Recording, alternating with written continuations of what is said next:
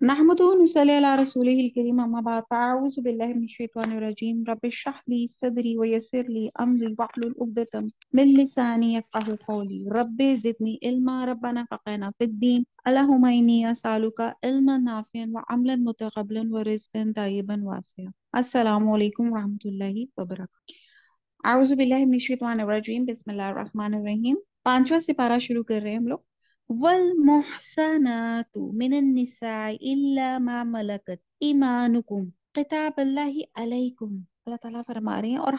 हराम की गई शौहर वाली औरतें मगर वो जो तुम्हारी मलकियत में आ जाएं। अल्लाह ताला ने ये काम तुम पे फर्ज कर दिए हैं और उन औरतों के सिवा और औरतें तुम्हारे लिए हलाल की गई हैं कि अपने माल के मेहर से तुम इनसे निकाह करना चाहो, बुरे काम से बचने के लिए, ना कि शहवत रानी करने के लिए। इसलिए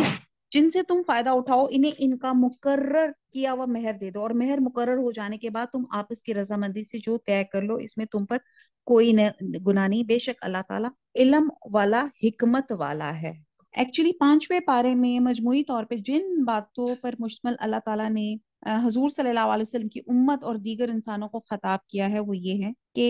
एक्चुअली जंग बदर और उहद के बाद मदीना की इस छोटी सी बस्ती में जो मसाइल पैदा हो गए थे, इनकी रहनुमाई के लिए पहले से जायद हदायत की गई, और खास तौर पे मुसलमानों की इज्तिमाई जिंदगी को इस्लाम की सच्ची शहरा पे किस तरह ले जाया जा सकता है, खानदान की तंजीम कैसे होनी चाहिए, निकाह तलाक के असूल, माशरे में मर्द और औरत के ताल्लुकात और उनका हकीकी मुकाम, फिर यतीमों और गुलामों के बारे में हकूक मुतय्यन किए गए, वरासत की तकसीम किस तरह हो सकती है, और फिर मियाँ बीवी के जो तनाज़ात हैं उसमें कैसे इस्लाह की जाए,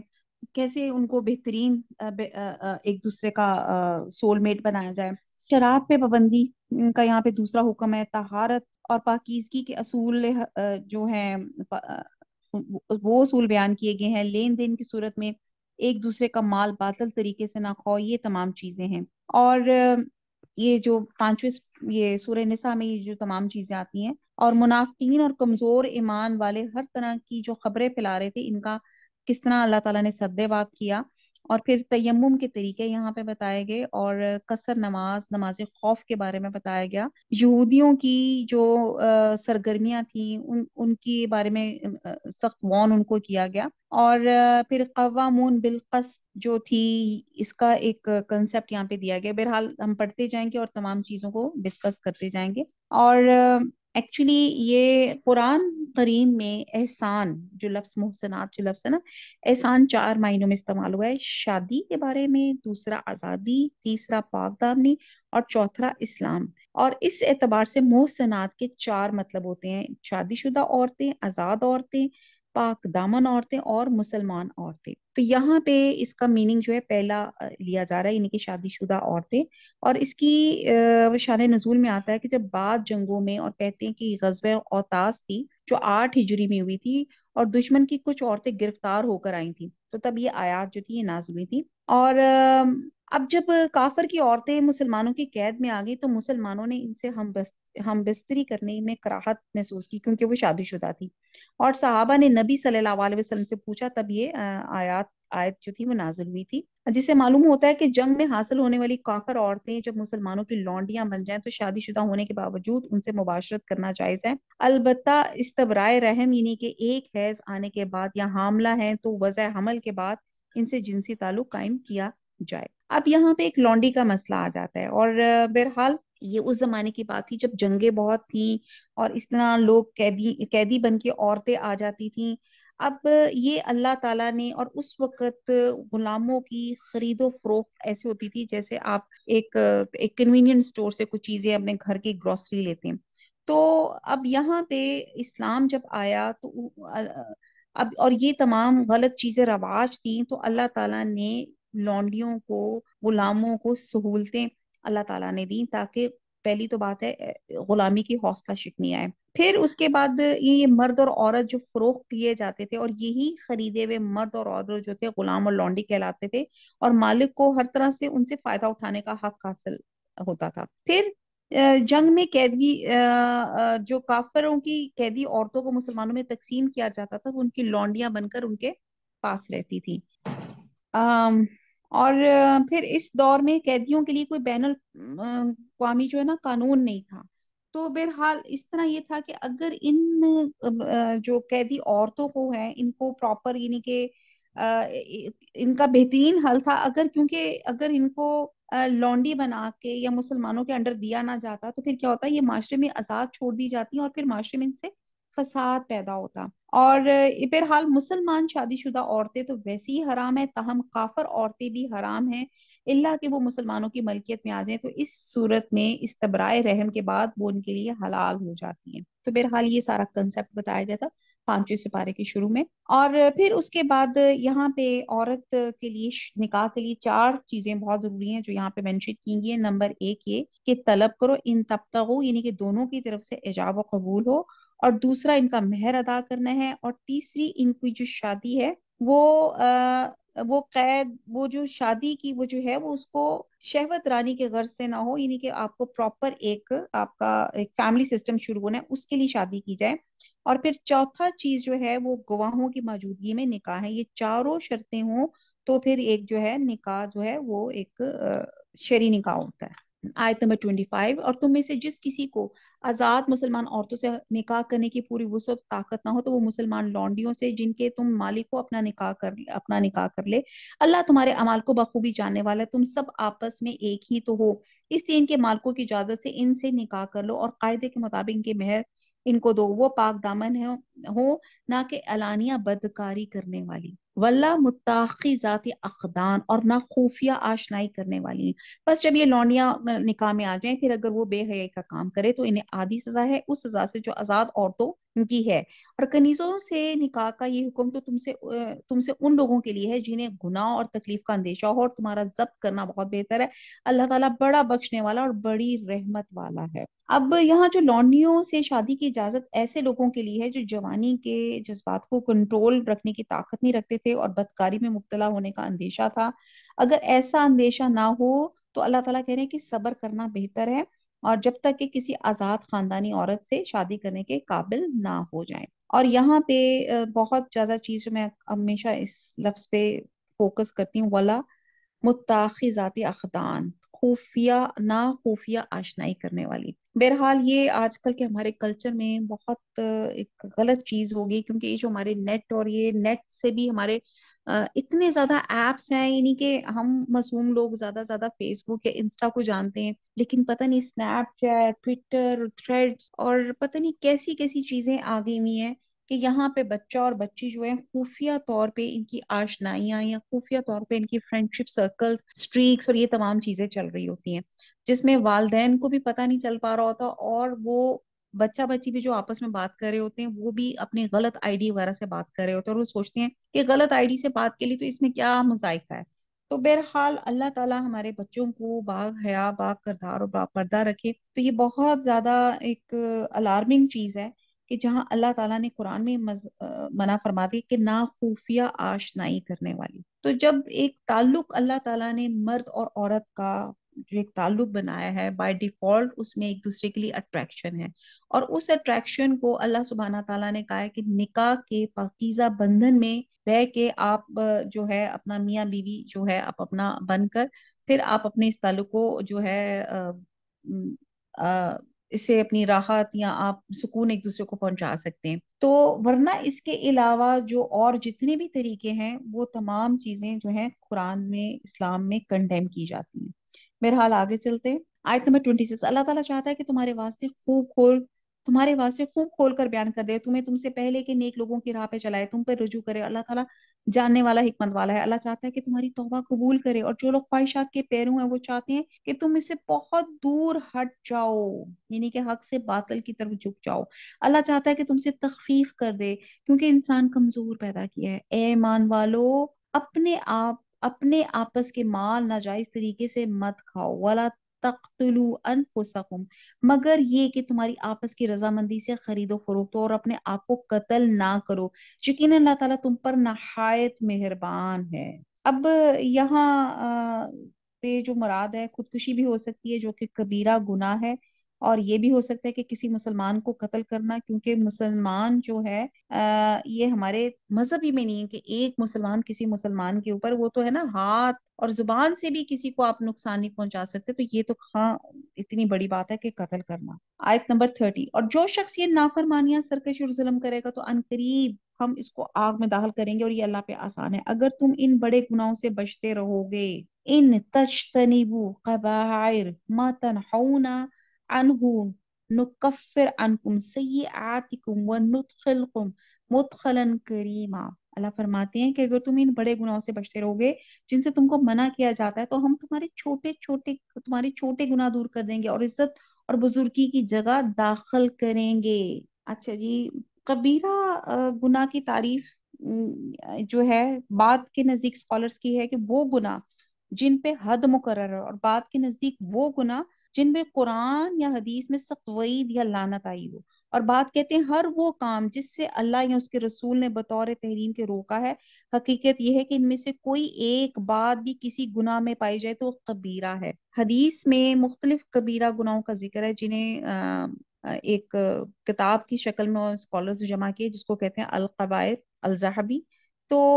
بہرحال بتایا جا رہا ہے کہ ایک اصول بیان کیا گیا کہ جو مسلمان کبیرہ گناہ میں سب سے بڑا گناہ ہوتا ہے شرک، جس کی معافی نہیں ہے۔ دوسرا ہے حقوق والدین، پھر جھوٹ وغیرہ سے اجتناب کرے گا تو ہم اس کے صغیرہ گناہ بھی معاف کر دیں گے۔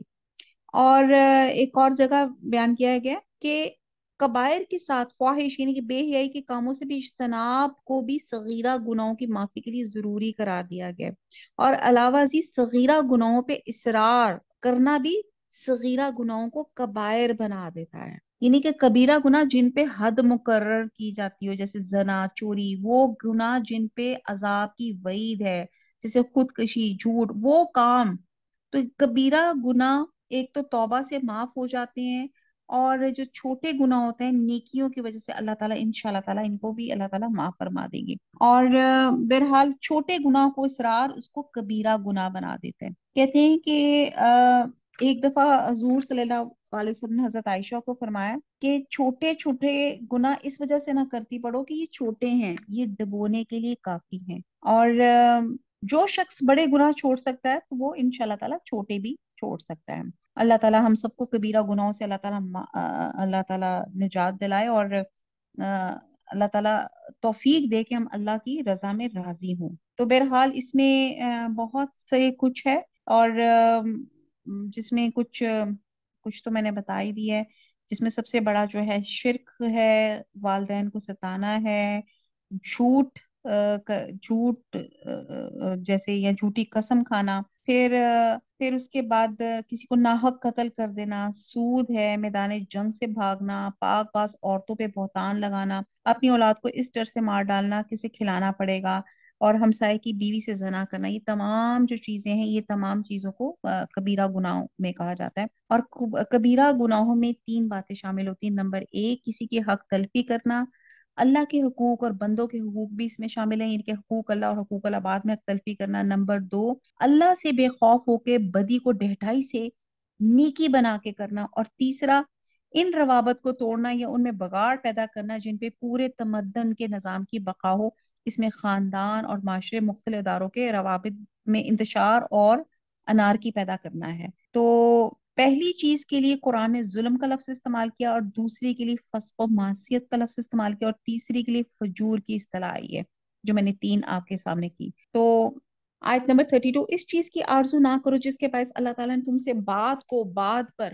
بزرگی دی۔ مردوں کا اس میں حصہ ہے جو انہوں نے کمایا، عورتوں کے لیے اس سے حصہ ہے جو انہوں نے کمایا۔ اللہ تعالیٰ سے اس کا فضل مانگو، یقیناً اللہ ہر چیز کا جاننے والا ہے۔ ایکچولی اس کے شان نزول کے بارے میں بتایا جاتا ہے کہ حضرت ام سلمہ نے عرض کیا کہ مرد جہاز میں حصہ لیتے ہیں، شہادت پا جاتے ہیں، اور ہم عورتیں ان فضیلت والے کاموں سے محروم رہتی ہیں، اور ہماری میراث بھی مردوں سے نصف ہے۔ تو اس پہ یہ آیت نازل ہوئی، اور اس کا مطلب یہ تھا کہ مردوں کو اللہ تعالیٰ نے جو جسمانی قوت اور طاقت اپنی حکمت اور ارادے کے مطابق جو عطا کی ہے، جس کی بنیاد پر وہ جہاد کرتے ہیں اور دیگر بیرونی کاموں میں حصہ لیتے ہیں، اور یہ ان کے لیے اللہ کا خاص عطیہ ہے، اور اس کو دیکھتے ہوئے عورتوں کو مردانہ صلاحیتوں کے کام کرنے کی آرزو نہیں کرنی چاہیے، بلکہ اللہ کی اطاعت اور نیکی کے کاموں میں حصہ لینا چاہیے، اور اس میدان میں وہ جو کچھ کمائیں گی مردوں کی طرح ان کو پورا پورا صلہ نہیں ملے گا۔ اور علاوہ ازیں اللہ تعالیٰ نے اس کے فضل کا سوال کرنا چاہیے، کیونکہ مرد اور عورت کے درمیان میں جو ان کی استعداد، صلاحیت اور قوت کا جو فرق ہے، یہ اللہ کا فیصلہ ہے، اور وہ محض آپ کے آرزو سے تبدیل نہیں ہو سکتا، بلکہ اس کے فضل سے کسب و محنت میں رہ جانے والی کمی کا ازالہ ہو سکتا ہے۔ تو یہاں پہ ایک اور جو چیز بہت ایمفسائز کی جاتی ہے کہ خاندان جس وحدت کا نام ہے وہ ایک چھوٹی سی ریاست ہے۔ جس طرح ایک ریاست کے قیام اور بقا کا انحصار اس کے سربراہ پہ، اسی طرح خاندان کی نگہداشت اور کفالت کی ذمہ داری بھی اس کے سربراہ پہ عائد ہوتی ہے، اور یہ سربراہی مرد کے حصے میں آئی ہے۔ تو اللہ تعالیٰ نے مرد اور عورت کے فطری اور طبی ساخت اس طرح بنائی ہے کہ ہر ایک کے ذمے میں خاندان کی کفالت، محافظت اور مدافعت ہے، اور دوسرے کے ذمے محض نگرانی، حفاظت ہے۔ تو بہرحال مرد چونکہ طبعاً حاکم ہے تو مشکل کام انجام دیتا ہے، اور آسان اور سہل کام جو ہیں وہ عورتوں کے سپرد ہوتے ہیں۔ اور آپ یہ دیکھیں کہ اسے پوری زندگی مرد کی حفاظت پہ عورت کو رہنا چاہیے۔ عورت اللہ تعالیٰ نے فطرتاً ایسی بنائی ہے کہ اسے پوری زندگی میں مرد کی حفاظت میں رہنا چاہیے، اور اس کے ذمے جو اہم کام ہے وہ ایک نسل کے بعد دوسری نسل کو تیار کرنا ہے۔ جس طرح مرد پورے خاندان کا قوام ہے، اسی طرح عورت گھر اور بچوں کی قوام ہے۔ بہرحال یہ ایک بہت لمبی ڈیبیٹ ہے، یہ جو مرد اور اللہ تعالیٰ نے مرد کو قوام بنا دیا ہے۔ تو اچھا، مرد کو قوام بنانے میں ہم یہ بھی دیکھتے ہیں کہ مرد میں حاکمیت اور قوامیت کی دو وجہ بیان کی گئی ہیں۔ ایک تو یہ ہے کہ مردانہ قوت اور دماغی صلاحیت ہے، اور دوسری وجہ یہ ہے کہ اسے مکلف شریعت مرد بنایا گیا، اور عورت کو اس کی کمزوری اور فطری کمزوری اور مخصوص تعلیمات کی وجہ سے جو اسلام نے عورت میں عفت اور حیا اور اس کے تقدس کے تحفظ کے لیے ضروری بتائی ہیں۔ تو عورت کو معاشی جھمیلوں سے دور رکھا گیا ہے، اور عورت کی سربراہی کے خلاف قرآن کریم کی نص قطعی بالکل واضح ہے، جس کی تائید جو ہے صحیح بخاری کے ایک حدیث میں ہوتی ہے، جس میں نبی صلی اللہ علیہ وسلم نے فرمایا تھا، وہ قوم ہرگز فلاح یاب نہیں ہوگی جس نے اپنے امور ایک عورت کے سپرد کر دیے۔ تو بہرحال عورت کو، مرد کو قوام اس لیے بنایا کہ اس کے کسب کی ذمہ داری ہے، اس کو وہ کفیل ہے۔ تو اللہ تعالیٰ نے عورتوں کو تو کوئین بنا کے رکھا ہے کہ وہ اپنے گھر میں بیٹھیں، اپنے شوہر کی چیزوں کی حفاظت کریں، اپنے بچوں کو اچھی تربیت دیں۔ تو اللہ تعالیٰ نے کہا کہ ان کو بھی جہاد کے برابر اپنا ان کو اجر ملے گا، اور یہ ان کو عبادت کا حصہ بھی قرار دیا جائے گا۔ آیت نمبر 33، ماں باپ یا قرابت دار جو چھوڑ مرے، اس کے وارث ہم نے ہر شخص سے مقرر کر دیے ہیں جن سے تم نے اپنے ہاتھوں معاہدہ کیا تھا، انہیں اس کا حصہ دو، یقیناً اللہ تعالیٰ ہر چیز پہ حاضر ہے۔ مرد عورتوں پر حاکم ہے، اس وجہ سے الرجال قوامون علی النساء، اس وجہ سے کہ اللہ تعالیٰ نے ایک کو دوسرے پہ فضیلت دی ہے، اور اس وجہ سے مردوں نے اپنے مال خرچ کیے ہیں، بس وہ عورتیں جو نیک بخت ہیں اور خاوند کی عدم موجودگی میں بحفاظت الہی نگہداشت رکھنے والی ہیں، جن عورتوں کی نافرمانی اور بد دماغی کا تمہیں خوف ہو تو انہیں نصیحت کرو، انہیں الگ بستروں پہ چھوڑ دو، انہیں مار کی سزا دو، پھر اگر وہ تابع داری کرے تو ان پر کوئی راستہ تلاش نہ کرو، بے شک اللہ تعالیٰ بڑی بلندی اور بڑی برائی والا ہے۔ یہاں پہ نیک عورتوں کی خصوصیات بیان کی کہ وہ اطاعت شعار ہے، اور اللہ کی نگرانی میں یعنی کہ ظاہر باطن ہر حال میں شوہروں کی غیر حاضری میں ان کی رازوں کی، مفادات کی، ان کی عزت کی اور ان کے ناموس کی حفاظت کرتی ہیں۔ اور اگر کوئی عورت شوہر کی ان حقوق کی حفاظت نہ کر سکے اور تو شوہر کو چاہیے اس کو نرمی سے سمجھائے۔ تو یہاں بتایا جا رہا ہے کہ بعض سرکش عورتیں اس بات پہ زور لگاتی ہیں کہ مرد اور عورت کی برابری کے اصول میں رہ کے، یا وہ کوئی نافرمانی کا ایسا کوئی کام کر جاتی ہیں۔ تو یہاں پہ اللہ سبحانہ تعالیٰ نے قرآن میں بتایا کہ ایک عورت بہت نشوز، بہت نافرمان ہے، کسی طور پہ وہ نہیں کر رہی، تو اللہ تعالیٰ نے اس کی سٹیجز بتائیں کہ اس کو کیسے سمجھاؤ۔ نمبر ایک، اس کو نصیحت کرو، اگر وہ نصیحت سے نہیں سمجھ آتی تو پھر دوسرا حل ہوتا ہے کہ اپنے بسترے علیحدہ کر لو۔ ایک عورت کے لیے یہ بہت بڑی ایک وارننگ سگنل ہوتا ہے، ایک عقل مند عورت کے، جب اس کا ہسبینڈ جو ہے اپنا بستر علیحدہ کر دیتا ہے، تو یہ بھی ایک خاموشی سے ایک سمجھانے کا انداز ہے۔ پھر اگر اس پہ بھی ایک عورت اپنی نافرمانی سے نہ باز آیا جائے تو اللہ تعالیٰ کہہ رہے کہ ان کو مارو، اور مارو بھی کیا، یہ آتا ہے کہ منہ پہ تو بالکل نہیں مارنا، اور مسواک ایک جو ہوتی ہے نا، اس کی ایک وہ اس سے اس کی مسواک کی جو ٹہنی ہوتی ہے اس سے آپ ہلکی سی اس کو جیسے کہ سرزنش کہتے ہیں نا، اس طرح کر کے آپ کر سکتے ہیں. آپ یہ دیکھیں کہ بہرحال اب یہاں پہ لے کے یہ نہیں کہا جا رہا کہ بہت ڈنڈا پکڑ کے مارنا شروع کر دیں. تو یہاں پہ یہ صرف کیا جا رہا ہے، جب حضرت عبداللہ بن عباس سے پوچھا گیا کہ کس چیز سے مارا جائے اور کتنے مارنے کی اجازت ہے، تو فرمایا جیسے ایک مسواک، یعنی کہ یہ نہیں کہ ایک بڑا ڈنڈا اٹھا کے یا کو پٹائی شروع کر دی جائے. اور بعض اوقات ایسا ہوتا ہے کہ بالکل جس کو کہتے ہیں نا ہلکا سا، اور چہرے پہ بھی نہیں مارنا. اور یہ بھی صرف ان لوگوں کے لیے ہے کہ جو عورتیں بہت زیادہ نشوز میں، بدتمیزی میں، نافرمانی میں آگے سے آگے بڑھ جائیں. آیت نمبر 35، اگر تمہیں میاں بیوی کے درمیان آپس کی ان بن کا خوف ہو تو ایک منصف مرد والوں میں سے اور ایک عورت کے گھر والوں میں سے مقرر کرو. اگر یہ دونوں صلح کرانا چاہیں تو اللہ تعالیٰ دونوں میں ملاپ کرا دے. یقینا اللہ تعالیٰ پورے علم والا، پوری خبر والا ہے. اللہ تعالیٰ کی عبادت کرو اور اس کے ساتھ کسی کو شریک نہ کرو، اور ماں باپ کے ساتھ سلوک کو احسان کرو، رشتہ داروں سے اور یتیموں سے اور مسکینوں سے اور قرابت دار ہمسائے سے اور اجنبی ہمسائے سے اور پہلو کے ساتھی سے اور راہ کے مسافر سے اور ان سے جن کے مالک تمہارے ہاتھ ہیں، غلام کنیز. یقیناً اللہ تعالیٰ لا یحب من کان مختالا فخورا، اللہ تعالیٰ تکبر کرنے والوں اور شیخی خاروں کو پسند نہیں فرماتا. تو یہاں پہ ایک اور جو چیز بتائی جا رہی ہے کہ یہاں پہ جیسے ایک کسی بھی کلچر کا بنیادی یونٹ جو ہوتا ہے نا، وہ میاں بیوی ہوتا ہے. جو چیز میں ہمیشہ سے کہتی ہوں کہ دنیا کا جو پہلا رشتہ تھا وہ بھی کیا تھا؟ میاں بیوی کا تھا. اور دنیا کا آخری رشتہ بھی جنت میں انشاءاللہ تعالیٰ وہ بھی میاں بیوی کا ہوگا. اور اس میاں بیوی کو رشتے کو بچانے کے لیے قرآن میں بے شمار، جتنا اس رشتے کو بچانے کے لیے، اس رشتے کے حقوق و فرائض کے لیے جتنا قرآن میں اور خاص طور پہ عورت کے حقوق کے بارے میں لکھا ہے، وہ دس از ریئلی مائنڈ بلوئنگ. یعنی کہ جو لوگ اس چیز پہ اڑ جاتی ہیں کہ عورت اور مرد برابر، تو آپ یہ دیکھیں کہ اللہ تعالیٰ نے عورت کو کتنی اللہ تعالیٰ نے عزت دی ہے، کتنا مقام عطا فرمایا ہے. اور یہاں پہ کہا جا رہا ہے کہ جب اگر ایک کوئی فیملی سیٹ اپ میں عورت مرد کی لڑائی ہو جائے، کوئی بریک اپ ہو جائے، تو یہاں پہ کہا جا رہا ہے کہ دونوں میں صلح کرا دینی چاہیے. ہمارے یہاں پہ کیا ہوتا ہے کہ یہاں پہ لوگ ذرا میاں بیوی میں لڑائی ہو تو لوگ تو جس کو کہتے ہیں نا انجوائے کر رہے ہوتے ہیں، چاہے وہ جوائنٹ سسٹم میں رہ رہی ہیں، جوائنٹ سے باہر، یعنی کہ ہر ایک کو لڑائی دیکھنے میں مزہ آ رہا ہوتا ہے. حالانکہ یہی سسٹم، یہی میاں بیوی میں اگر جو لڑائی ہوگی جس سے بچوں کے ذہن کتنے پلیوٹیڈ ہوں گے، ان کے خاندان والوں کے اندر کتنے پرابلمز اکٹھے ہو جائیں گے. تو اس لیے بہت ضروری ہے کہ میاں بیوی میں اگر کسی طرح کی مس انڈرسٹینڈنگ ہو تو حتی الامکان کوشش کرنی چاہیے کہ ان کو پیچ اپ کروایا جائے. اور دوسرا یہاں پہ ہم کہتے ہیں کہ جو شیطان جو ہے نا، جیسے ہم نے ہاروت اور ماروت پچھلے بھی پڑھا کہ لوگ جو تھے جادو سیکھتے تھے تاکہ میاں بیوی میں جدائی پڑے. کہتے ہیں کہ شیطان جو ہے نا، وہ روز مطلب شام کو اپنا مطلب پوری ایک میٹنگ کال کرتا ہے جس میں سارے اس کے جتنے چیلے ہوتے ہیں وہ سارے آتے ہیں اور بتاتے ہیں میں نے یہ کام کیا، میں نے وہ کام کیا، میں نے کسی سے چوری کرائی، میں نے کسی سے زنا کروایا، میں نے کسی سے جھوٹ بلوایا، کسی سے میں نے جھوٹی گواہی دلوا دی. تو ایک کہے گا کہ میں نے میاں بیوی میں لڑائی کروا دی. تو شیطان اٹھ کر اپنے اس چیلے کو تاج پہنائے گا کہ تم نے سب سے بیسٹ کام کیا.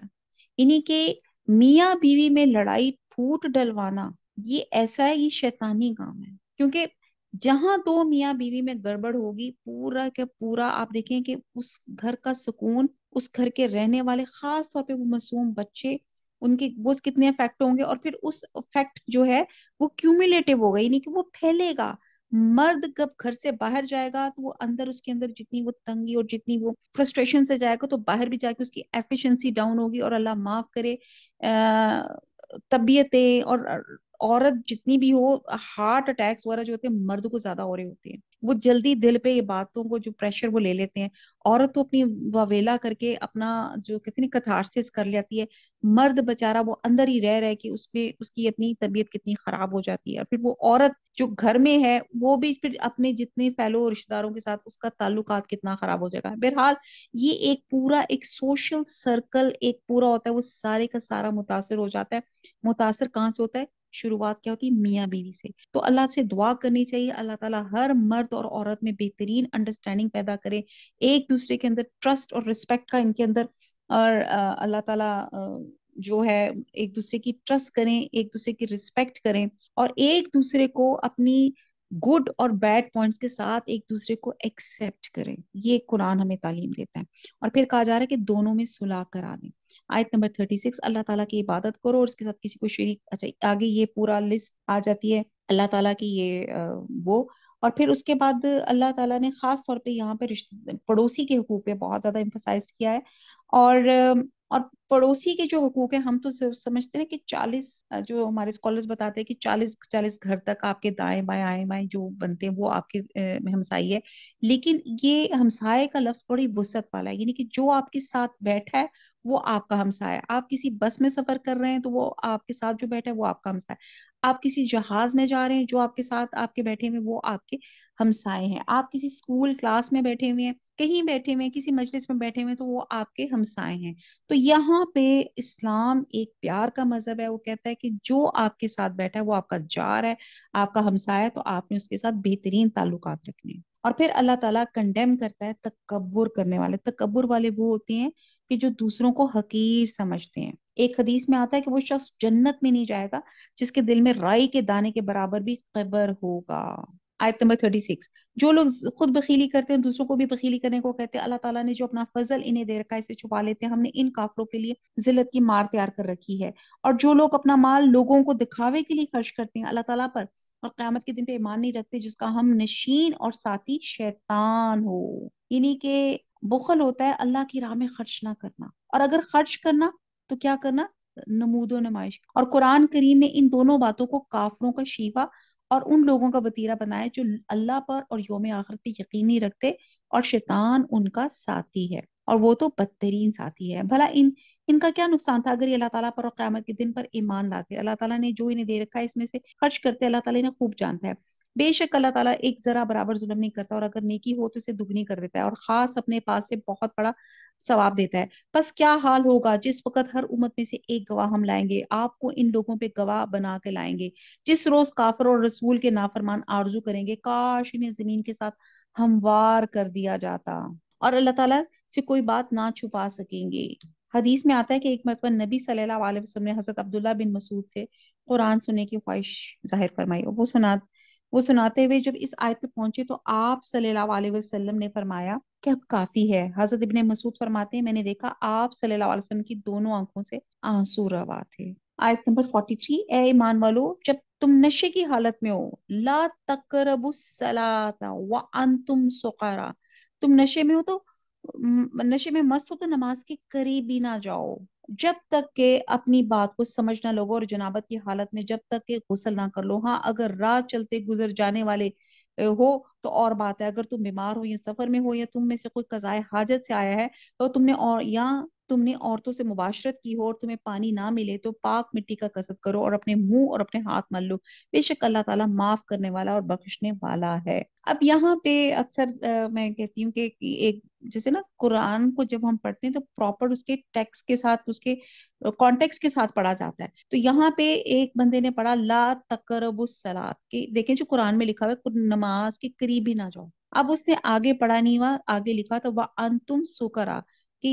کہ جب تم نشے میں ہو. تو یہ حکم اس وقت آیا جب ابھی شراب کی حرمت نازل نہیں ہوئی تھی. اور ایک دعوت میں کچھ یہی شراب نوشی کے بعد جب نماز کے لیے کھڑے ہوئے تو نشے میں قرآن کے الفاظ بھی امام صاحب غلط پڑھ گئے. یہ ترمذی میں آتا ہے جس پہ یہ آیت نازل ہوئی، اور نشے کی حالت میں نماز مت پڑھا کرو. گویا اس وقت صرف نماز کے وقت جو تھی شراب نوشی سے منع کیا گیا، اور بعد میں یہ جو شراب جو تھی اس کا بالکل حرام قرار دی گئی. اور اس کے بعد یہ تھا اگلا جو اس کا حکم تھا بالکل وہ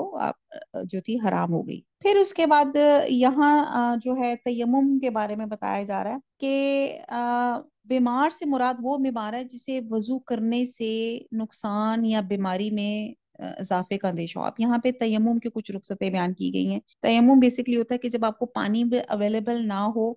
تو آپ ایک صاف پاک مٹی جو ہے اس کو جو تیمم کا طریقہ ہے کہ ایک ہی مرتبہ جو ہے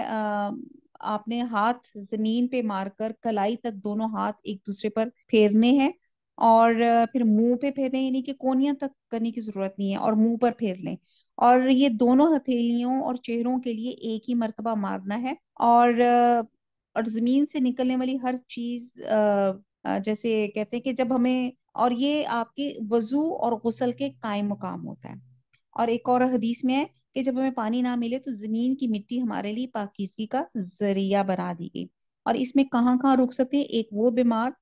کہ جسے وضو کرنے سے نقصان ہو یا بیماری میں اضافے کا اندیشہ ہو، یعنی کہ پانی لگانے سے، اور دوسرا وہ مسافر جس نے لمبا سفر کیا ہو اور پانی دستیاب نہ ہو تو وہ تیمم کی اجازت ہے، اور تیسرا جو قضائے حاجت سے آنے والا ہو، یعنی کہ جہاں پانی اویلیبل نہ ہو، اور چوتھا جس نے بیوی سے مباشرت کی ہو تو اس کو پانی نہ ملے تو اس صورت میں وہ تیمم کر لے، اور تیمم وضو اور غسل کے قائم مقام ہے۔ آیت نمبر 44۔ کیا تم نے انہیں نہیں دیکھا جنہیں کتاب کو کچھ حصہ دیا گیا، وہ گمراہی خریدتے اور چاہتے ہیں کہ تم بھی راہ سے بھٹک جاؤ؟ اللہ تعالیٰ تمہارے دشمنوں کو خوب جاننے والا ہے، اور اللہ تعالیٰ کا دوست ہونا کافی ہے، اللہ تعالیٰ کا مددگار ہونا بس ہے۔ بس یہ بعد یہود کلمات کو ان کی ٹھیک جگہ سے ہیر پھیر کر دیتے ہیں اور کہتے ہیں ہم نے سنا اور نافرمانی کی، سمعینا و عصینا واسمع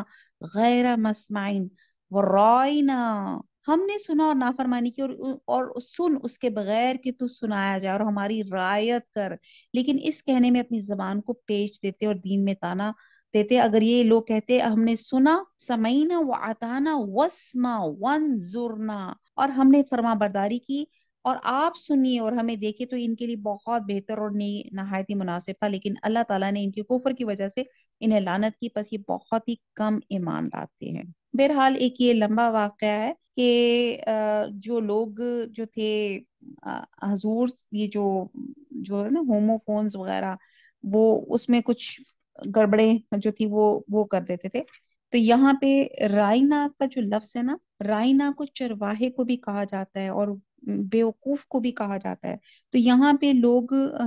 جو تھے حضور صلی اللہ علیہ وسلم کو نعوذ باللہ جو تھی نا اس کو ایسے کہتے تھے رائنا، مطلب کچھ اس کا پروننسیشن چینج کر کے اس کو ہوموفون جو بنا کے اس کے غلط مطلب لیا کرتے تھے۔ اور حالانکہ رائنا کا مطلب تھا کہ جیسے ہم نے یہاں پہ پڑھا، جیسے وہ کہتے تھے سمعینا و عصینا کو، کہ ہم نے سنا اور نافرمانی کی، اور اس کو بنا دے، اور حالانکہ ہوتا کیا تھا، سمعینا و اطعنا، کہ ہم نے سنا اور ہم نے عطا کی۔ آیت نمبر 47۔ اہل کتاب، تو یہاں یہودیوں کی خباثتوں اور شرارتوں میں سے ایک بات یہ بھی تھی کہ ہم نے سنا کے ساتھ ہی کہتے تھے کہ ہم نے نافرمانی کریں گے، یعنی کہ اطاعت نہیں کریں گے، یہ دل میں کہتے تھے اور اپنی ساتھیوں سے کہتے تھے، اور اس طرح کہ غیر مسمعی تیری بات نہ سنی جائے، اور یہ بددعا کے طور پہ کہتے تھے کہ تیری بات مقبول نہ ہو۔ آیت نمبر 47۔ اے اہل کتاب، جو کچھ ہم نے نازل فرمایا ہے، جو اس کی بھی تصدیق کرنے والا جو تمہارے پاس ہے، اس پر اس سے پہلے ایمان لاؤ کہ ہم چہرے بگاڑ دیں اور انہیں لوٹا کر پیٹھ کی طرف کر دیں، یا ان پہ لعنت بھیجے جیسے تو ہم نے ہفتے کے دن والوں پر لعنت کی تھی، اور ہے اللہ تعالیٰ کا کام کیا گیا۔ کہ ہم نے سب کا واقعہ ہم نے پڑھ ہی لیا ہوا ہے کہ جب اللہ تعالیٰ نے منع کیا تھا کہ آپ لوگوں نے مچھلیوں کا شکار نہیں کرنا، تو ایزا آزمائش اس دن بہت زیادہ مچھلیاں آتی تھیں، اور یہ لوگ جمعے والے دن ہی گڑھے کھود کر جو تھے مچھلیوں کو پکڑ لیا کرتے تھے، اور اللہ تعالیٰ نے پھر ان پہ لعنت کی اور یہ بندر بن گئے، اور 3 دن اسی حالت میں رہے اور پھر وہ فوت ہو گئے۔ آیت نمبر 48۔ یقیناً اللہ تعالیٰ اپنے ساتھ شریک کیے جانے کو نہیں بخشتا، اور اس کے سوا جسے چاہے بخش دیتا ہے۔ جو اللہ تعالیٰ کے ساتھ شریک مقرر کرے اس نے بہت بڑا گناہ اور بہتان باندھا۔ شرک ظلم عظیم ہے، اور حدیث میں سے سب سے بڑا گناہ کہا گیا ہے۔ آیت نمبر 49۔ کیا آپ نے انہیں نہیں دیکھا جو اپنی پاکیزگی و ستائش خود کرتے ہیں، بلکہ اللہ تعالیٰ جس سے چاہے پاکیزہ کرتا ہے۔ کسی پر ایک دھاگے کے برابر ولا یظلمون فتیلا، ایک دھاگے کے برابر ظلم نہ کیا جائے گا۔ اب فتیل کھجور کی، میں نے بھی جب یہ پہلے پڑھا تھا تو نہیں پتا تھا، اس کے بعد میں نے واقعی، اب آپ رمضان آ رہا ہے تو آپ دیکھیے گا کھجور کو، دیکھیے گا فتیل کھجور کی گٹھلی کے کٹاؤ پہ جو دھاگا یا سوئی کی طرح نکلتا ہوا دکھائی دیتا ہے، اس کو کہا جاتا ہے۔ تو اللہ تعالیٰ اتنی پیاری مثال کے ساتھ کہتے ہیں کہ ایک دھاگے کے برابر بھی ظلم نہیں ہوگا۔ آیت نمبر 50۔ دیکھو یہ لوگ اللہ تعالیٰ پہ کس طرح جھوٹ باندھتے ہیں، یہ حرکت سری گناہ ہونے کے لیے کافی ہے۔ کیا آپ نے انہیں نہیں دیکھا جنہیں کتاب کا کچھ حصہ ملا، جو بت کا اور باطل معبود کا اعتقاد رکھتے ہیں، اور کافروں کو حق میں کہتے ہیں کہ یہ لوگ ایمان والوں سے زیادہ راہ راست پر ہیں۔ اب سورہ نجم میں آتا ہے کہ اپنی نفسوں کی پاکیزگی اور ستائش مت کرو، اللہ تعالیٰ ہی جانتا ہے کہ تم میں متقی کون ہے۔ اور حدیث میں آتا ہے کہ حضرت مقدار بن بیان کرتے ہیں کہ نبی صلی اللہ علیہ وسلم نے ہمیں حکم دیا کہ ہم تعریف کرنے والے کے چہروں پہ مٹی ڈال دیں۔ اور رسول صلی اللہ علیہ وسلم نے ایک آدمی کو ایک دوسرے آدمی کی تعریف کرتے ہوئے سنا تو آپ صلی اللہ علیہ وسلم نے فرمایا افسوس ہے تجھ پر، تو نے اپنی ساتھی کی گردن کاٹ دی۔ اور پھر فرمایا کہ تم میں سے کسی نے کسی کی لا محالہ تعریف کرنی ہے تو اس طرح کہا کرے کہ ایسی بو کہ میں اس طرح گمان کرتا ہوں کہ اللہ پر کسی کا تزکیہ بیان نہ کرے۔ اور اس میں پھر آگے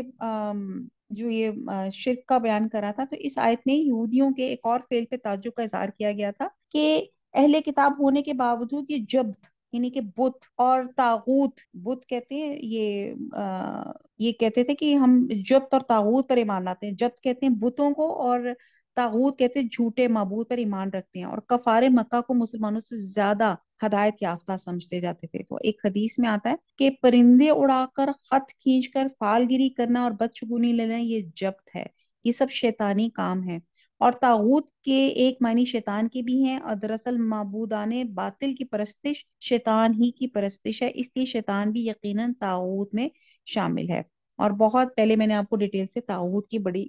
ڈیفائن بھی بہت زیادہ کیا تھا۔ جبت اس کا معنی ہوتا ہے کہ حقیقت سے بے اصل اور بے فائدہ چیز۔ تو اسلام کی زبان میں جادو، کہانت، فال گیری، ٹوڑنے ٹوٹکے، بدشگونی، وہمی خیالی باتیں، جیسے بلی گزر گئی تو یوں ہوگا، فلانا ستارہ نظر آیا تو یوں ہو جائے گا، چاند گرہن ہوا تو ایسا ہوگا، سورج گرہن ایسا ہوگا، تو یہ تمام چیزیں جبت میں آتی ہیں۔ تو اسلام میں اس کی کوئی حقیقت نہیں ہے، اور ہمارے ایمان کا بنیادی حصہ یہ کہ سب نفع اور نقصان اللہ تعالیٰ ہے، اور ہر جو چیز ہوتی ہے وہ اللہ کے اذن سے ہوتی ہے۔ آیت نمبر 52، یہی وہ لوگ ہیں جنہیں اللہ تعالیٰ نے لعنت کی، اور جسے اللہ تعالیٰ لعنت کر دے تو اس کا کوئی مددگار نہ پائے گا۔ آیت نمبر 53، کیا ان کا کوئی حصہ سلطنت میں ہے؟ اگر ہو تو پھر یہ کسی کو ایک کھجور کے شگاف کے برابر بھی کچھ نہ دیں۔ اب جیسے ہم نے فتیل پڑھا تھا، اب آپ دیکھیں کہ اسی طرح کھجور کے اوپر ایک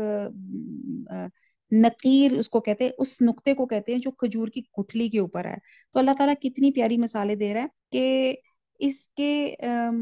کہ اتنا بھی کسی کا حصہ نہیں ہے، یعنی کہ کتنا وہ چھوٹا سا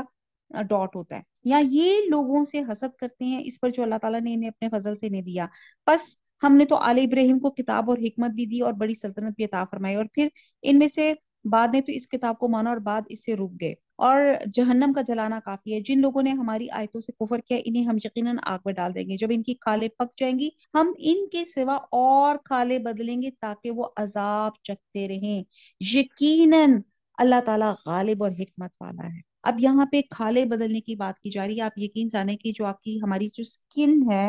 اس میں پین ریسیونگ سیلز ہوتے ہیں۔ آپ ایک ایکسٹریم برن کیس دیکھیں نا، جس کی سکن برن ہو گئی ہو تو اس کو پھر تکلیف ہی نہیں ہوتی ہے۔ تو یہاں پہ بتایا جا رہا ہے کہ جہنم کے عذاب کا یہاں پہ بیان کیا جا رہا ہے کہ کھالوں کی تبدیلی دن میں بیسوں بلکہ سینکڑوں مرتبہ ہوگی، یعنی کہ جہنم میں جب انسان کو ڈالا جائے گا نا تو بندہ کہتا ہے نا ایکسٹریم برن کیس میں آپ کی سکن ساری برن ہو جاتی ہے، تو یہاں پہ کہا جاتا ہے کہ جہنم میں اتنے فربا ہو جائیں گے کہ ان کے کانوں کی لو سے پیچھے گردن تک کا فاصلہ 700 سال کی مسافت جتنا ہوگا، اور ان کی کھال کی موٹائی 70 بالشت اور داڑھ احد پہاڑ جتنی ہوگی، یعنی کہ ان کے اندر اتنی کھال کی موٹائی ہوگی کہ وہ اس جلنے کے عذاب کو، اس پین کو محسوس کرتے رہیں گے۔ یقیناً اللہ تعالیٰ غالب حکمت والا ہے۔ آیت نمبر 56، اور جو لوگ ایمان لائے اور شائستہ اعمال کیا ہم عنقریب انہیں جنتوں میں لے جائیں گے جن کے نیچے نہریں بہ رہی ہوں گی، جن میں وہ ہمیشہ ہمیشہ رہیں گے، ان کے لیے وہاں صاف ستھری بیویاں ہوں گی، ہم انہیں گھنی چھاؤں اور پوری راحت میں لے جائیں گے۔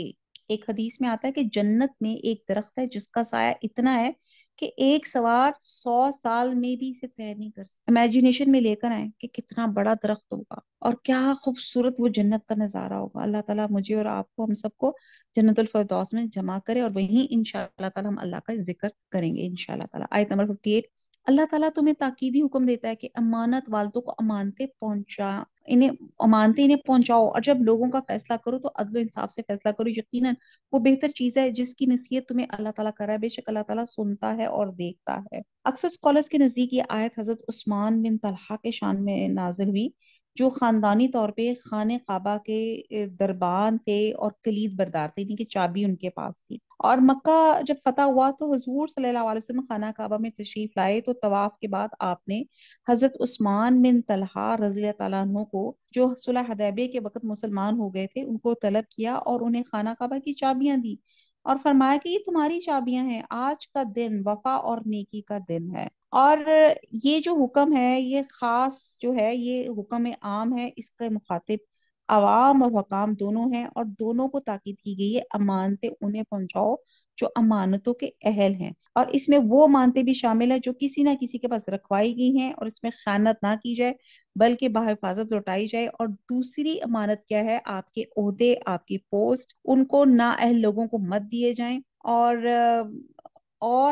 دوسرا یہ کہ جس پوسٹ پہ جو ہے وہ اپنا کام جو ہے ایمانداری سے کریں، دیانتداری سے کریں۔ آیت نمبر 59، اے ایمان والو فرما برداری کرو اللہ تعالیٰ کی، اور فرما برداری کرو رسول صلی اللہ علیہ وسلم کی۔ اطیعوا اللہ و اطیعوا الرسول، اور تم میں سے اختیار والوں کی، وَأُولِي الْأَمْرِ مِنْکُمْ۔ پھر اگر کسی چیز میں اختلاف کرو تو اسے لوٹاؤ اللہ تعالیٰ کی طرف سے، رسول کی طرف سے، اگر تمہیں اللہ تعالیٰ پر اور قیامت کے دن پر ایمان ہے، یہ بہت بہتر ہے اور با اعتبار انجام کے بہت اچھا ہے۔ اب یہاں پہ ہمیشہ سے آتا ہے کہ قرآن میں احکامات ہیں، اللہ کی ورڈنگز ہیں، اور ان کو کس طرح عملی جامہ پہنچانا ہے وہ ہمیں حضور صلی اللہ علیہ وسلم کی سنت سے پتہ چلتا ہے۔ تو حضور صلی اللہ علیہ وسلم قرآن کی عملی تفسیر ہے۔ اور یہاں پہ تیسری بات آ جاتی ہے کہ اولو الامر، یعنی کہ اس سے مراد عمرہ اور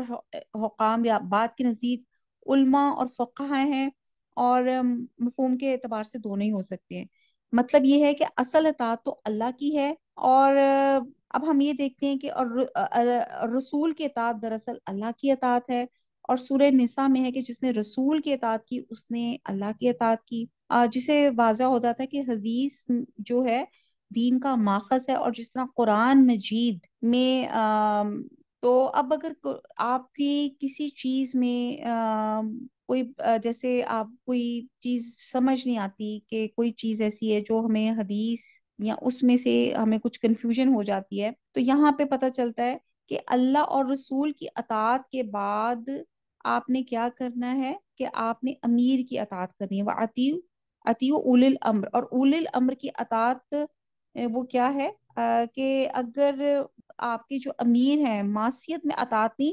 اطاعت صرف معروف میں ہے، یعنی کہ اگر وہ غلط کاموں کی اطاعت کا حکم کر رہے ہیں تو آپ نے پھر اولی الامر سے آپ نے ان کی اطاعت نہیں کرنی۔ اگر وہ اطاعت کرنے کو کہہ رہے ہیں جو اللہ اور اس کے رسول کے مطابق ہے تو پھر آپ اس کی وہاں پہ اطاعت کر سکتے ہیں۔ آیت نمبر 60، کیا آپ نے انہیں نہیں دیکھا جن کا دعویٰ تو یہ تھا کہ جو کچھ آپ اور جو کچھ آپ سے پہلے اتارا گیا ہے اس پر ان کا ایمان ہے، لیکن وہ اپنے فیصلے غیر اللہ کی طرف لے جانا چاہتے ہیں، حالانکہ انہیں حکم دیا کرتے شیطان کا انکار کرے، شیطان تو یہ چاہتا ہے کہ انہیں بہکا کر دور ڈال دے۔ ان سے جب بھی کہا جائے گا اللہ تعالیٰ کے نازل کردہ ہے کلام کے اور رسول صلی اللہ علیہ وسلم کی طرف آؤ، تو آپ دیکھ لیں گے کہ منافق آپ سے منہ پھیر کے روکے جاتے ہیں۔ آیت نمبر 62، پھر کیا بات ہے کہ جب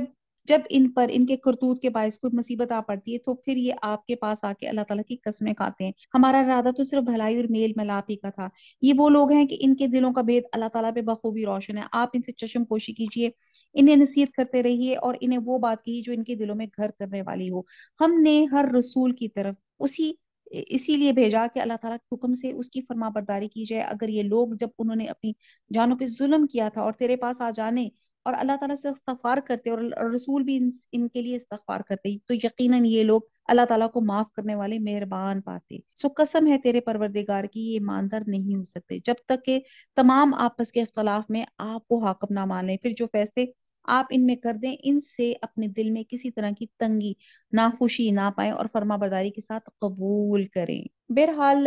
اللہ کی طرف لوٹانے سے مراد ہے قرآن کریم، اور رسول سے مراد حدیث رسول ہے، اور یہاں پہ تنازعات ختم کرنے کا ایک بہترین اصول بتایا گیا، اور یہ آیات ان لوگوں کے بارے میں نازل ہوئی جو اپنا فیصلہ عدالت میں لے جانے کے بجائے سرداران یہود یا سرداران قریش کی طرف لے جاتے تھے، اور تاہم اس کا حکم عام ہے، اس میں وہ تمام لوگ شامل ہیں جو کتاب اور سنت سے اعراض کرتے ہیں اور اپنے فیصلوں کے لیے ان دونوں کو چھوڑ کے کسی اور کی طرف رجوع کرتے ہیں۔ تو اللہ تعالیٰ نے فرمایا اگر ہم ان کے دلوں کے تمام بھیدوں سے واقف ہیں جب ہم انہیں جزا دیں گے، لیکن اے پیغمبر آپ ان کے ظاہر کو سامنے رکھتے ہوئے درگزری فرمائیں اور واضح نصیحت اور قول بلی کے ذریعے ان سے ان کے اندر کی اصلاح کی کوشش جاری رکھیں، جس سے پتہ چلتا ہے کہ دشمنوں کی سازش کو عفو و درگزر، واضح نصیحت اور قول بلی کے ذریعے ناکام بنانے کی صحیح کی جا سکتی ہے۔ اور یہاں پہ ایک جو اپنے دلوں میں تنگی نہ محسوس کرے، یہ جو ایک واقعہ آیت نمبر 65 میں، اس آیت کی شان نزول میں ایک یہودی اور مسلمان کا واقعہ بیان کیا جاتا ہے، جو بارگاہ رسالت سے فیصلے کے باوجود حضرت عمر سے فیصلہ کروانے کے لیے گئے، جس پر حضرت عمر نے اس مسلمان کا سر قلم کر دیا۔ لیکن سندن یہ بات صحیح نہیں ہے، جیسے کہ ابن کثیر نے بھی وضاحت کی، لیکن کہ پھوپھی ذات تھے اور ایک کا کھیت کا سیراب کرنے والے نالے کھال کے پانی پہ جھگڑا ہوا۔ معاملہ نبی صلی اللہ علیہ وسلم تک پہنچا۔ آپ نے صورتحال کا جائزہ لیا، جو فیصلہ دیا تو اتفاق سے حضرت زبیر کے حق میں دیا، جس پہ دوسرے آدمی نے آپ صلی اللہ علیہ وسلم اس نے یہ ایلیگیشن لگائی کہ وہ تو آپ کے پھوپھی زاد ہیں۔ اس پر یہ آیت نازل ہوئی، اور جس کا مطلب یہ ہوا کہ نبی صلی اللہ علیہ وسلم، کیونکہ یہ ایمان کے ہے، اور یہ آیت بھی منقرین حدیث کے لیے ہے کہ، اور یہ لمحہ فکریہ بھی ہے کہ جو اللہ کے رسول نے جس چیز سے منع کر دیا وہ منع کر دیا، اس پہ آپ نے دل میں ناگواری بھی محسوس نہیں کرنی، تنگی بھی نہیں پانی۔ آیت نمبر 66، اگر ہم ان پر یہ فرض کر دیتے کہ اپنی جانوں کو قتل کر ڈالو یا اپنے گھروں سے نکل جاؤ، تو اسے ان میں سے بہت ہی کم لوگ بجا لاتے، اور اگر یہ وہی کام کرے جس کی انہیں نصیحت کی جاتی، یقیناً یہی ان کے لیے بہتر اور بہت زیادہ مضبوطی والا ہے، اور تب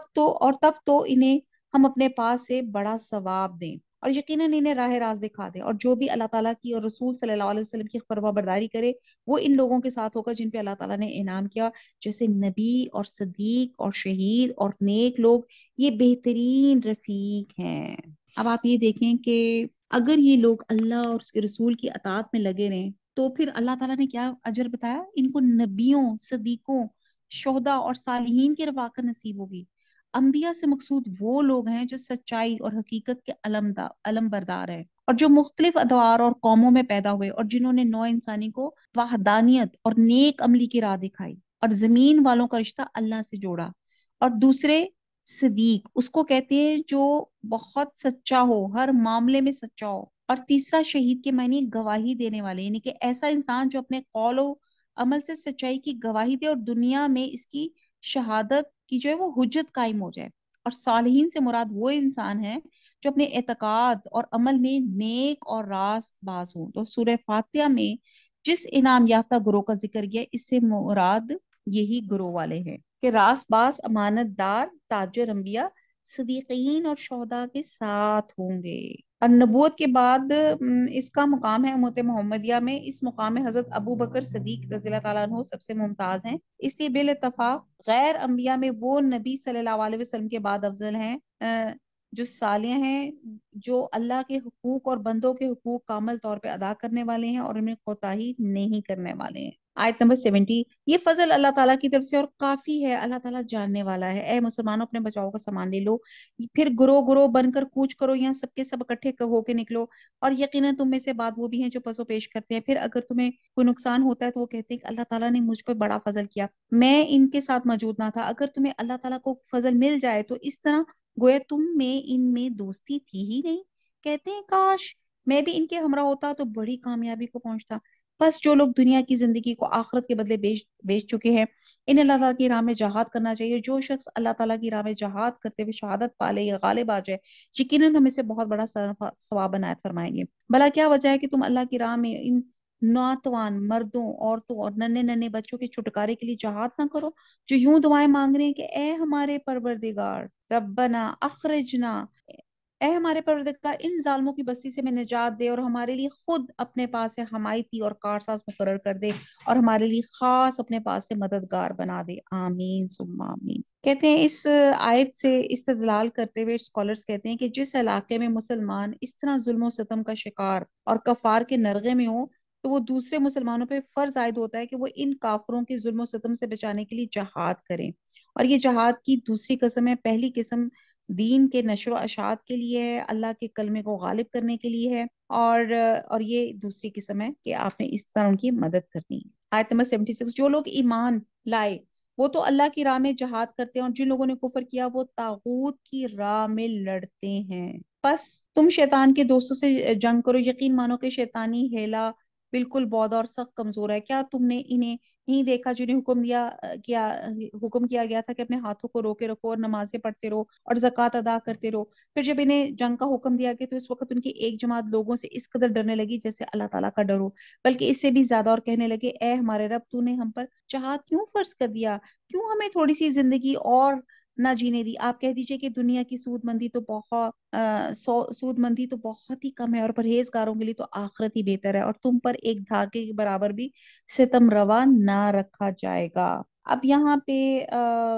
جہاد کے سلسلے میں آیات ہیں، بہرحال آگے چلتے ہیں. آیت نمبر 78، تم جہاں کہیں بھی ہو موت تمہیں آ پکڑے گی، گو تم مضبوط قلعوں میں ہو. اگر تمہیں کوئی بھلائی ملتی ہے تو کہتے ہیں یہ تو اللہ تعالیٰ کی طرف سے، اور اگر کوئی برائی پہنچتی ہے تو کہہ اٹھتے ہیں یہ تو تیری طرف سے ہے. انہیں کہہ دو یہ سب کچھ اللہ تعالیٰ کی طرف سے، انہیں کیا ہو گیا ہے اور کوئی بات سمجھنے کی بھی قریب نہیں. یہاں پہ منافقین کی باتیں کی جا رہی ہیں کہ سابقہ امت کے منکرین بھی اسی طرح ہی کرتے تھے. جب بھلائی ہوتی تھی، خوشحالی ہوتی تھی، غلے کی پیداوار ہوتی تھی، مال اور اولاد کی فراوانی ہوتی تھی، تو وہ کہتے تھے اللہ کی طرف سے ہے. اور جب برائی قحط سالی ہوتی تھی یا مال اور دولت میں کمی ہوتی تھی تو کہتے تھے اے محمد صلی اللہ علیہ وسلم تیری طرف سے ہے، کیونکہ تیرے دین اختیار کرنے کی وجہ سے ہمیں یہ ہمارے پر آزمائش ہے. اور جس طرح حضرت موسیٰ علیہ السلام اور قوم فرعون کے بارے میں اللہ تعالیٰ نے فرمایا تھا کہ جب ان کو بھلائی پہنچتی ہے تو کہتے ہیں ہم یہ ہمارے لیے، یعنی کہ ہم اس کے مستحق ہیں، اور جب ان کو برائی پہنچتی ہے تو حضرت موسیٰ علیہ السلام اور ان کے پیروکاروں سے بدشگونی پکڑتے ہیں، اور یعنی کہ نعوذ باللہ ان کی نحوست کا نتیجہ بتاتے ہیں. تو یہ بات ہمارے ذہن میں ہونی چاہیے کہ جو ہے یہ تمام دنیا مل کر بھی اگر ہمیں فائدہ دینا چاہے تو وہ نہیں دے سکتی جب تک کہ اللہ کا اذن نہ ہو، اور تمام دنیا مل کے ہمیں بھلائی بھی دینا چاہے تو نہیں دے سکتی جب تک کہ اللہ کا اذن نہ ہو. یعنی بھلائی اور برائی دونوں اللہ کی طرف سے ہوتی ہے، اور لوگ اپنی کم علمی کی وجہ سے، جہالت کی وجہ سے، ظلم کی وجہ سے اس بات کو سمجھ نہیں پاتے. اور نحوست کوئی چیز نہیں ہوتی، یہ اکثر ہم کہتے ہیں نا وہ کالی بلی کاٹ گئی، نحوست ہوگی، شادی ہوئی بچی جیسی آئی، کوئی بیمار ہو گیا تو کہ لو جی نحوس کے برے قدم پڑ گئے. تو یہ تمام چیزیں یہ اللہ تعالیٰ کی طرف سے آلریڈی سب لکھی ہوتی ہیں، اور یہ ایسی کوئی چیز نہیں ہوتی جس کو ہم نحوست کہتے ہیں. آیت نمبر 79، تو جو بھلائی ملتی ہے وہ اللہ تعالیٰ کی طرف سے، اور جو برائی پہنچتی ہے وہ تیرے اپنے نفس کی طرف سے ہے.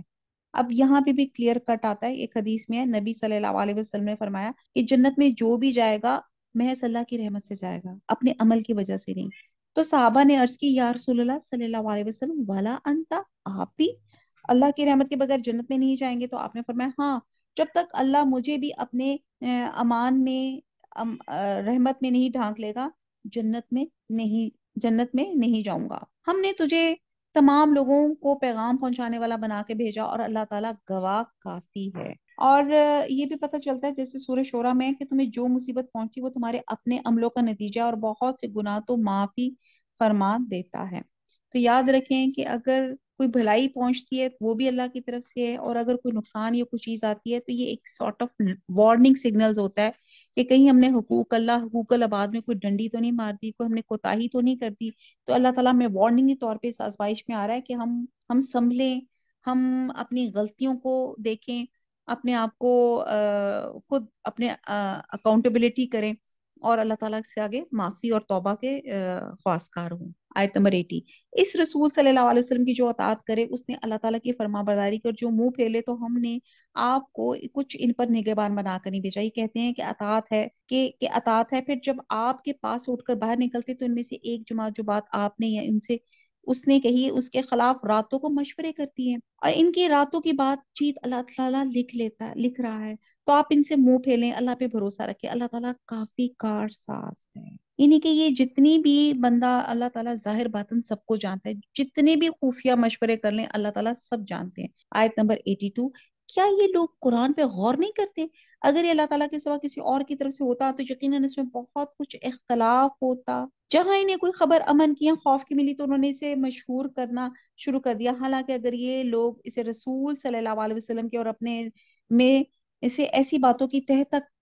پہنچنے والوں کے حوالے کر دیتے تو اس کی حقیقت وہ لوگ معلوم کر لیتے جو نتیجہ اخذ کرتے ہیں. اور اگر اللہ تعالیٰ کا فضل اور اس کی رحمت تم پہ نہ ہوتی تو معدود چند کے علاوہ تم سب شیطان کے پیروکار بن جاتے. تو یہاں پتہ چلتا ہے کہ قرآن جو ہے یہ اللہ کی کتاب ہے، اللہ کے الفاظ ہے. اللہ اس کا ایک ایک لفظ جو ہے اس میں عالمگیریت ہے، قرآن کا اعجاز ہے، اس میں پچھلے قوموں کے واقعات ہیں، قرآن کی کسی اصل سے، یعنی کہ آپ یہ دیکھیں کہ جہاں بھی جتنے بھی اس میں واقعات ہیں کوئی چیز کسی سے ٹکرا نہیں رہی ہے۔ اور جیسے ایک انسان جب کچھ واقعات بیان کرتا ہے تو اس کی تسلسل کی کڑیاں ٹوٹ جاتی ہیں اور اس میں تھوڑا سا تضاد بھی واقعہ آ جاتا ہے، لیکن یہ یقیناً کلام الہی ہے جو اللہ تعالیٰ نے فرشتے کے ذریعے اپنے آخری پیغمبر حضور صلی اللہ علیہ وسلم پہ نازل کیا۔ آیت نمبر 84، تو اللہ تعالیٰ کی راہ میں جنگ کرتا رہے، تجھے صرف تیری ذات کی نسبت حکم دیا جاتا ہے، ہاں ایمان والوں کو رغبت دلاتا رہے۔ بہت ممکن ہے کہ اللہ تعالیٰ کافروں کی جنگ کو روک دے، اللہ تعالیٰ سخت لڑائی والا ہے، سزا دینے میں بھی سخت ہے۔ جو شخص کسی نیکی یا بھلے کام کی سفارش کرے اسے بھی اس کا کچھ حصہ ملے گا، اور جو برائی اور بدی کی سفارش کرے اس کے لیے بھی اس میں ایک حصہ ہے، اور اللہ تعالیٰ ہر چیز پہ قدرت رکھنے والا ہے۔ اب یہاں پہ بتایا جا رہا ہے کہ سفارش مینز کہ اگر آپ ایک اچھا کام کرتے ہیں، اچھی چیز کو آپ آگے پروموٹ کرتے ہیں، تو جتنے لوگ آپ کے کہنے پہ اس چیز پہ چلیں گے تو نہ آپ کے ثواب میں کمی ہوگی، اور جتنے لوگ اس اچھی بات پہ عمل کریں گے آپ کا ثواب ملٹی پلائی ہوتا رہے گا۔ اور اسی طرح اگر کوئی برائی کا رواج دیتا ہے، جیسے میں اکثر مثال کہتی ہوں کہ جس کسی نے سلیو لیس ایجاد کیا، تو رہتی دنیا تک جتنے لوگ بھی ایسے چیز پہنیں گے تو اس کو اس برائی کا حصہ اس کو پہنچتا رہے گا کہ اس نے ایک غلط رواج دیا۔ جیسے جو حابیل قابیل جو پہلا دنیا میں قتل ہوا، دنیا میں جتنے بھی قتل ہوں گے اس کو ایک برائی کا حصہ اس کو ضرور پہنچے گا، کیونکہ اس نے قتل کا رواج دیا۔ تو اسی لیے آپ سے کہا جاتا ہے کہ جب ہم قرآن پڑھیں سمجھیں تو اس کو ضرور کم از کم 3 سے 5 لوگوں کو ضرور اس کے سامنے کریں، تاکہ آپ جتنے لوگوں کو بتائیں گی یہ صدقہ جاریہ بن جائے گا، اور آپ کو اس میں نیکی کا حصہ ملے گا، اور آپ کی اپنی نیکی میں بھی کمی واقع نہیں ہوگی۔ آیت نمبر 86، یہاں پہ سلام کی امپورٹنس بتائی جا رہی ہے، اور جب تمہیں سلام کیا جائے تو تم اس سے اچھا جواب دو، یہ الفاظ کو لوٹا دو، بے شبہ اللہ تعالیٰ ہر چیز کا حساب لینے والا ہے۔ تو اللہ وہ ہے جس کے سوا کوئی معبود برحق نہیں، اور وہ سب کو یقیناً قیامت کے دن جمع کرے گا، جس کے آنے میں کوئی شک نہیں، اللہ تعالیٰ سے زیادہ سچی بات کرنے والا اور کون ہوگا۔ حدیث میں ہے کہ صرف السلام علیکم کہنے سے 10 نیکیاں، اور اس کے ساتھ ورحمۃ اللہ کہنے سے 20 نیکیاں، برکاتو کہنے سے 30 نیکیاں ملتی ہیں۔ یاد رہے یہ حکم مسلمانوں کے لیے، یعنی کہ ایک مسلمان جب دوسرے مسلمان کو سلام کرے، لیکن اہل ذمہ یعنی کہ یہودی نصارہ کو سلام کرنا ہو تو ان کو سلام کرنے میں ایک تو پہل نہ کی جائے اور دوسرا اضافہ نہ کیا جائے، اور صرف وعلیکم کے ساتھ جواب دیا جائے، تو یہ ایک ہے۔ اور السلام علیکم ہوتا ہے سلامتی ہو، تو یہ ایک دعا ہے ایک مکمل۔ آیت نمبر 88، تمہیں کیا ہو گیا کہ منافقوں کے بارے میں 2 گروہ ہو رہے ہو، انہیں تو ان کے اعمال کی وجہ سے اللہ تعالیٰ نے اوندھا کر دیا، اب کیا تم یہ منصوبے باندھ رکھے ہو کہ اللہ تعالیٰ کی گمراہ کیے ہوئے کو تم راہ راست پہ لا کھڑا کرو؟ جسے اللہ تعالیٰ راہ بھلا دے تو ہرگز اس کے لیے راہ نہ پائے گا، اور ان کی تو چاہت ہے کہ جس طرح کے کافر وہ ہیں تم ان کی طرح کفر کرنے لگو، پھر سب یکساں ہو جاؤ، پھر بس جب تک یہ اسلام کی خاطر وطن نہ چھوڑ دیں ان میں سے کسی کو حقیقی دوست نہ بناؤ، پھر اگر یہ منہ پھیر لے تو انہیں پکڑو اور قتل کرو جہاں بھی یہ ہاتھ لگ جائیں، خبردار ان میں سے کسی کو اپنا رفیق اور مددگار نہ سمجھ بیٹھنا۔ آیت نمبر 90، سوائے ان کے جو اس قوم سے تعلق رکھتے ہوں جن سے تمہارا معاہدہ ہو چکا ہے، یا تمہارے پاس اس حالت میں آئے کہ تم سے جنگ کرنے سے بھی تنگ دل ہیں اور اپنی قوم سے بھی جنگ کرنے سے تنگ دل ہیں، اگر اللہ تعالیٰ چاہتا تو تمہیں ان پہ مسلط کر دیتا، وہ تم سے یقیناً جنگ کرتے ہیں، بس اگر یہ لوگ تم سے کنارہ کشی اختیار کر لیں اور تم سے لڑائی نہ کریں اور تمہاری جانب صلح کا پیغام ڈالیں تو اللہ تعالیٰ نے تمہارے لیے ان پر کوئی راہ لڑائی کی نہیں کی۔ تم کچھ اور لوگوں کو ایسا بھی پاؤ گے جن کے بظاہر چاہت ہے کہ تم سے بھی امن میں رہیں اور اپنے قوم سے بھی امن میں رہیں، لیکن جب کبھی فتنہ انگیزی کی طرف لوٹائے جاتے ہیں تو اونھے منہ اس میں ڈالے جاتے ہیں۔ یہاں فتنے سے مراد شرک بھی ہے اور فتنے سے مراد قتال بھی ہے، بس اگر یہ لوگ تم سے کنارہ کشی نہ کریں تو تم سے صلح کا سلسلہ جنبانی نہ کریں اور اپنے ہاتھ نہ روک لیں تو انہیں پکڑو اور مارو جہاں کہیں بھی پالو، یہی وہ ہیں جن پر ہم نے تمہیں ظاہر حجت عنایت فرمائی ہے۔ آیت نمبر 92، کسی مومن کو دوسرے مومن کو قتل کر دینا زیبا نہیں، مگر غلطی سے ہو جائے تو اور بات ہے۔ جو شخص کسی مسلمان کو بلا قصد مار ڈالے اس پر ایک مسلمان غلام کی گردن آزاد کرنا اور مقتول کے عزیزوں کو خون بہا پہنچانا ہے۔ ہاں یہ اور بات ہے کہ وہ لوگ بطور صدقہ معاف کر دیں. اگر مقتول تمہاری دشمن قوم کا ہو اور وہ مسلمان ہو تو صرف ایک مومن غلام کی گردن آزاد کرنا لازمی ہے. اگر مقتول اس قوم سے ہو جو تم میں سے اور ان میں عہد و پیمان ہو تو خون بہا لازم ہے جس کے کنبے والوں کو پہنچایا جائے, اور ایک مسلمان غلام کو آزاد کرنا بھی ضروری ہے. پس جو نہ پائے اس کے ذمے 2 مہینے کے لگاتار روزے ہیں, اللہ تعالیٰ بخشوانے کے لیے, اللہ تعالیٰ سے بخشوانے کے لیے, اور اللہ تعالیٰ بخوبی جاننے والا اور حکمت والا ہے. اب یہاں بیان کیا جا رہا ہے کہ جان کے بدلے جان, یعنی کہ یہاں پہ اگر خدا نہ اول تو ایک مسلمان کا ہے ہی نہیں کہ وہ کسی کو قتل کرے, تو اگر وہ بائی سم ہاؤ ہو جائے تو پھر یہ قتل خطا کا جرمانہ بیان کیا جا رہا ہے, جو 2 چیزیں ہیں. ایک بطور کفارہ و استغفار ہے, یعنی کہ مسلمان غلام کی گردن آزاد کرنا, اور دوسری چیز حق العباد کے ہے کہ وہ اس کو دیت یعنی کہ خون بہا دے, اور مقتول کے خون کے بدلے میں جو چیز مقتول کے وارثوں کو دی جائے وہ دیت کہلاتی ہے. اور دیت کی مقدار احادیث کے روح سے 100 اونٹ یا اس کے مساوی قیمت سونا, چاندی یا کرنسی کی شکل میں ہے. اب یہاں پہ ہم دیکھتے ہیں کہ قتل ایک ہوتا ہے قتل عمد ارادے سے. قتل عمد میں قصاص یا دیت ہے جس کی مقدار 100 اونٹ ہے, جو عمر اور وصف کے لحاظ سے 3 قسم یا 3 معیار کے ہوں گے. جبکہ قتل خطا میں صرف دیت ہے, قصاص نہیں ہے, یعنی کہ جب آپ بائی مسٹیکن کسی کو قتل کرتے ہیں, اور اس دیت کی مقدار 100 اونٹ ہے مگر معیار اتنا کڑا نہیں ہے. اور معاف کر دینے کو صدقے سے تعبیر کرنے سے تعبیر کیا گیا ہے, جو زیادہ پسندیدہ بھی ہے. آیت نمبر 93. اور جو کوئی کسی مومن کو قصدن قتل کر ڈالے اور اس کی سزا دوزخ ہے جس میں وہ ہمیشہ رہے گا, اس پہ اللہ تعالیٰ کا غضب ہے, اسے اللہ تعالیٰ نے لعنت کی ہے, اور اس کے لیے بڑا عذاب تیار کر رکھا ہے. اب قتل عمد کی سزا قتل کی 3 قسمیں, ایک جیسے میں نے بتایا قتل خطا, دوسرا قتل شبہ عمد جو حدیث سے ثابت ہے, اور تیسرا قتل عمد جس کا مطلب ہے ارادے اور نیت سے کسی کو قتل کرنا, اور اس کے لیے وہ آلہ استعمال کرنا جس سے فی الواقعہ قتل کیا جاتا ہے, جیسے آپ کی بندوق, تلوار یا خنجر وغیرہ. تو آیت میں مومن کے قتل پہ نہایت سخت وعید بیان کی گئی ہے. مثلا اس کی سزا جہنم ہے جس میں ہمیشہ رہنا ہے, اللہ کا غضب ہے اور اس کی لعنت ہے, اور عذاب عظیم بھی ہے. اتنی سخت سزائیں بیک وقت کسی گناہ کی بیان نہیں کی, جس سے واضح ہوتا ہے کہ ایک مومن کو قتل کرنا اللہ کے ہاں کتنا بڑا جرم ہے, اور احادیث میں اس کی کتنی مذمت اور کتنی سخت وعیدیں ہیں. اب یہاں پہ آ جاتا ہے کہ مومن کے قاتل کی توبہ قبول ہے کہ نہیں قبول ہے. اور خالص توبہ سے آپ دیکھیں کہ ہر گناہ معاف ہو جاتا ہے. اور بہرحال یہاں پہ ایک واقعہ آتا ہے کہ ایک شخص تھا, اس نے کوئی 99 قتل کیے تو بڑا وہ گلٹی سا محسوس کیا کہ میں نے واقعی بڑا غلط کیا ہے. تو کسی کے پاس گیا, اس اسکالر سے پوچھا کہ دیکھیں جی یہ کوئی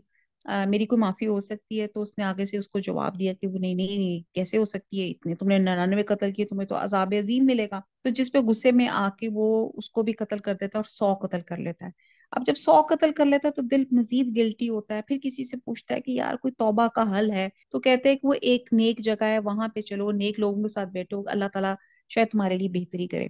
تو وہ اس نیک سرزمین کے لیے جانے کے لیے وہ تیار ہوتا ہے. جب وہ راستے میں ہوتا ہے تو اس کی ڈیتھ ہو جاتی ہے, فزیکل ڈیتھ ہو جاتی ہے. جب اس کی فزیکل ڈیتھ ہو جاتی ہے تو فرشتے آتے ہیں, تو پھر ایک سمجھ نہیں آتی کہ اس کا انجام کیسا ہو, کیونکہ جو کہتے ہیں کہ بھئی یہ اس نے تو 100 قتل کیے ہیں, اور پھر ایک طرف سے بات ہو رہی ہوتی ہے کہ یہ ایک خالص توبہ کی نیت سے ایک سرزمین پہ جا رہا تھا تاکہ اپنی اصلاح کر سکے. تو کہتے ہیں پھر اللہ تعالیٰ کی طرف سے ہوتا ہے کہ زمین جو ہے اس کا ڈسٹینس جو ہے وہ ناپ لیا جائے, جتنے ڈسٹینس اگر یہ زیادہ چلا ہوا تو اس حساب سے پھر اس کو جنت میں داخل کر دیا جائے, اگر اس کا ڈسٹینس کم ہے تو پھر اس حساب سے اس کو جہنم میں ڈال دیا جائے. اور پھر اللہ کے کرم سے وہ جتنا ڈسٹینس وہ چل کر آیا تھا اس کو اللہ تعالیٰ نے اور لمبا کر دیا, اور اس کی مغفرت ہوئی. تو بہرحال اس کے لیے سب سے زیادہ ضروری چیز ہوتی ہے کہ آپ کی نیت خالص ہونی چاہیے. اور بہرحال قتل جو ہے بہت بڑا گناہ ہے. آیت نمبر 94. اے ایمان والو, جب تم اللہ کی راہ میں جا رہے ہو تو تحقیق کر لیا کرو, جو تم سے سلام علیک کرے تم اسے یہ نہ کہہ دو کہ تو ایمان والا نہیں. تم دنیاوی زندگی کے اسباب کی تلاش میں ہو, اللہ تعالیٰ کے پاس بہت سی غنیمتیں ہیں, پہلے تم بھی ایسے ہی تھے, پھر اللہ تعالیٰ نے تم پہ احسان کیا, لہٰذا تم ضرور تحقیق و تفتیش کر لیا کرو, بے شک اللہ تعالیٰ تمہارے اعمال سے باخبر ہے. اب یہ جو آیت 94 ہے, احادیث میں آتا ہے کہ بعض صحابہ کسی علاقے سے گزرے تو وہاں پہ انہوں نے ایک چرواہا دیکھا، وہ بکریاں چرا رہا تھا، تو مسلمانوں کو دیکھ کے چرواہے نے سلام کیا، تو بعد صحابہ نے سمجھا یہ شاید یہ جان بچانے کے لیے اپنے آپ کو مسلمان ظاہر کر رہا ہے، چنانچہ انہوں نے بغیر تحقیق سے قتل کر ڈالا اور بکریاں بطور مال غنیمت لے کے حضور صلی اللہ علیہ وسلم کی خدمت میں حاضر ہو گئے، جس پہ یہ آیت نازل ہوئی۔ اور بعض روایت میں آتا ہے کہ نبی صلی اللہ علیہ وسلم نے یہ بھی فرمایا کہ مکے میں پہلے تم بھی اس چرواہے کی طرح ایمان چھپانے پہ مجبور تھے، مطلب یہ تھا اس قتل کا کوئی جواز نہیں تھا، تو آپ صلی اللہ علیہ وسلم نے اس شخص کی دیت ادا کی۔ آیت نمبر 95، اپنی جان اور مالوں سے اللہ کی راہ میں جہاد کرنے والے مومن اور بغیر عذر کے بیٹھ رہنے والے مومن برابر نہیں۔ جب یہ آیت نازل ہوئی تو اللہ کی راہ میں جہاد کرنے والے اور گھر والے بیٹھے رہنے والے برابر نہیں، تو حضرت عبداللہ بن ام مکتوم جو ایک نابینا صحابی تھے، انہوں نے عرض کیا ہم تو معذور ہیں جس کی وجہ سے ہم جہاد میں حصہ لینے سے مجبور ہیں۔ مطلب یہ تھا کہ گھر میں بیٹھ رہنے کی وجہ سے جہاد میں حصہ لینے کے برابر ہمیں اجر و ثواب حاصل نہیں کر سکے گے، لیکن انہیں شوق بہت تھا، لیکن عذر جو تھا وہ اوتھینٹک تھا۔ اس پہ اللہ تعالیٰ نے بغیر عذر کے یعنی کہ عذر کے ساتھ بیٹھنے والے مجاہدین کے ساتھ اجر میں برابر کے شریک ہیں، کیونکہ ان کو عذر نے روک رکھا ہے۔ اپنے مالوں اور اپنی جانوں سے جہاد کرنے والوں کو بیٹھ رہنے والوں پہ اللہ تعالیٰ نے درجوں میں بہت فضیلت دے رکھی ہے، اور کہتے ہیں ابن مکتوم تھے جن کو مدینہ کا حاکم بھی جنگ تبوک پہ ٹیمپرری طور پہ بنا دیا گیا تھا۔ یوں تو اللہ تعالیٰ نے ہر ایک کو خوبی اور اچھائی کا وعدہ دیا ہے، لیکن مجاہدین کو بیٹھ رہنے والوں پہ بہت بڑے اجر کی فضیلت دے رکھی ہے، یعنی کہ جان و مال سے جہاد کرنے والوں کو جو فضیلت حاصل ہے، جہاد میں حصہ نہ لینے والے اگرچہ سے محروم ہیں، تاہم اللہ تعالیٰ نے دونوں کے ساتھ بھلائی کا وعدہ کیا ہے، اور کیونکہ عام حالات میں جہاد فرض عین نہیں فرض کفایہ ہے، یعنی کہ کچھ لوگ اگر کر لیں تو وہ لوگوں کی طرف سے یہ حق ادا ہو جاتا ہے، اور اپنی طرف سے مرتبے کی بھی اور بخشش کی بھی اور رحمت کی بھی اللہ تعالیٰ بخشش کرنے والا اور رحم کرنے والا ہے۔ جو لوگ اپنی جانوں پہ ظلم کرتے ہیں، جب فرشتے ان کی روح قبض کرتے ہیں تو پوچھتے تم کس حال میں تھے، یہ جواب دیتے ہم اپنی جگہ کمزور اور مغلوب تھے۔ اب مسلمانوں کی قوت ایک جگہ مجتمع کرنے کے لیے ہجرت کا نہایت تاکیدی حکم مسلمانوں کو دیا جا چکا تھا، اور ایسے موقع پہ ہجرت اسلام اور اسے گریز کفر کے مترادف قرار دیا ہے۔ اس سے پتہ چلتا ہے کہ دارالکفر سے ہجرت کرنا فرض ہے، جہاں اسلام کی تعلیمات پہ عمل کرنا مشکل ہو اور وہاں رہنا کفر اور اہل کفر کی حوصلہ افزائی کا باعث ہو، یعنی کہ یہاں پہ ہجرت کا کنسپٹ بیان کیا گیا ہے کہ اگر آپ ایک جگہ رہ رہے ہیں اور آپ اسلامی تعلیمات پہ مطابق اپنی زندگی نہیں گزار رہے تو پھر کیا ہے، کیا وہاں سے آپ کے لیے مشکل ہے تو آپ وہاں سے ہجرت کر سکتے ہیں۔ فرشتے کہتے ہیں کہ اللہ تعالیٰ کی زمین کشادہ نہ تھی کہ تم ہجرت کر جاتے، یہی لوگ ہیں جن کا ٹھکانہ دوزخ ہے، وہ پہنچنے کی بری جگہ ہے، مگر جو مرد عورتیں اور بچے بے بس ہیں، جنہیں نہ تو کسی چارہ کار کی طاقت اور نہ کسی راستہ کا علم ہے، بہت ممکن ہے اللہ تعالیٰ ان سے درگزر کرے، اللہ تعالیٰ درگزر کرنے والا اور معاف فرمانے والا ہے۔ ہر کوئی اللہ کی راہ میں وطن کو چھوڑ دے گا اور وہ زمین بہت سی قیام کی جگہیں بھی پائے گا اور کشادگی بھی، اور جو کوئی اپنے گھر سے اللہ تعالیٰ اور اس کے رسول صلی اللہ علیہ وسلم کی طرف نکل کھڑا ہوا پھر اسے موت نے آ پکڑا تو بھی یقیناً اس کا اجر اللہ تعالیٰ کے ذمے ثابت ہو گیا۔ یہ جیسے میں نے ابھی آپ کو 100 قاتل قتل کر کے جو اللہ تعالیٰ نے اس کی مغفرت کی وہ واقعہ بتایا، اور اللہ تعالیٰ بڑا بخشنے والا مہربان ہے۔ جب تم سفر میں جا رہے ہو تو تم پر نمازوں کے قصر کرنے میں کوئی گناہ نہیں، اگر تمہیں ڈر ہو تو کافر تمہیں ستائیں گے، یقیناً کافر تمہارے کھلے دشمن ہیں۔ اب یہ قصر نماز کا بیان کیا جا رہا ہے، کہتے ہیں کہ عملوں کا دار و مدار نیتوں پر ہے، آدمی کے لیے وہی ہے جس کی اس نے نیت کی ہے، اور جس نے اللہ اور اس کے رسول کے لیے ہجرت کی بس اس کی ہجرت ان کے لیے ہے، جس نے دنیا حاصل کرنے کے یا کسی عورت سے شادی کرنے کی نیت سے ہجرت کی بس اس کی ہجرت اسی کے لیے ہے جس نیت سے اس نے ہجرت کی۔ تو یہ حکم عام ہے جو دین کے ہر کام کو شامل ہے، یعنی کہ اس کو کرتے وقت اللہ کی رضا جو ہے وہ ضرور رکھنی چاہیے اور اپنی نیت خالص رکھنی چاہیے۔ پھر آگے نماز کی رخصت کا آ جاتا ہے کہ قصر نماز کیا ہوتی ہے، کہ جب آپ سفر میں ہوتے ہیں تو آپ اپنے فرضوں کو ہاف کر لیتے ہیں، جیسے فجر کی تو ویسے 2 فرض اور 2 سنت دونوں ہی جو ہیں مستحب ہیں کہ ان کو دونوں کو پڑھنا چاہیے، اور ظہر میں 2 فرض آپ پڑھ لیں، عصر میں 2 فرض پڑھ لیں، اور مغرب میں 3 فرض پڑھ لیں، عشاء میں آپ نے 2 فرض اور 3 وتر پڑھ لیں گے تو یہ آپ کی قصر نماز ہو جاتی۔ پھر صلاۃ خوف کا بھی ذکر ہے، جب تم ان میں ہو اور ان کے لیے نماز کھڑی ہو تو چاہیے کہ ان کی ایک جماعت تمہارے ساتھ اپنے ہتھیار لیے کھڑی ہو۔ یہ اب آپ خود ہی دیکھ لیں کہ یہ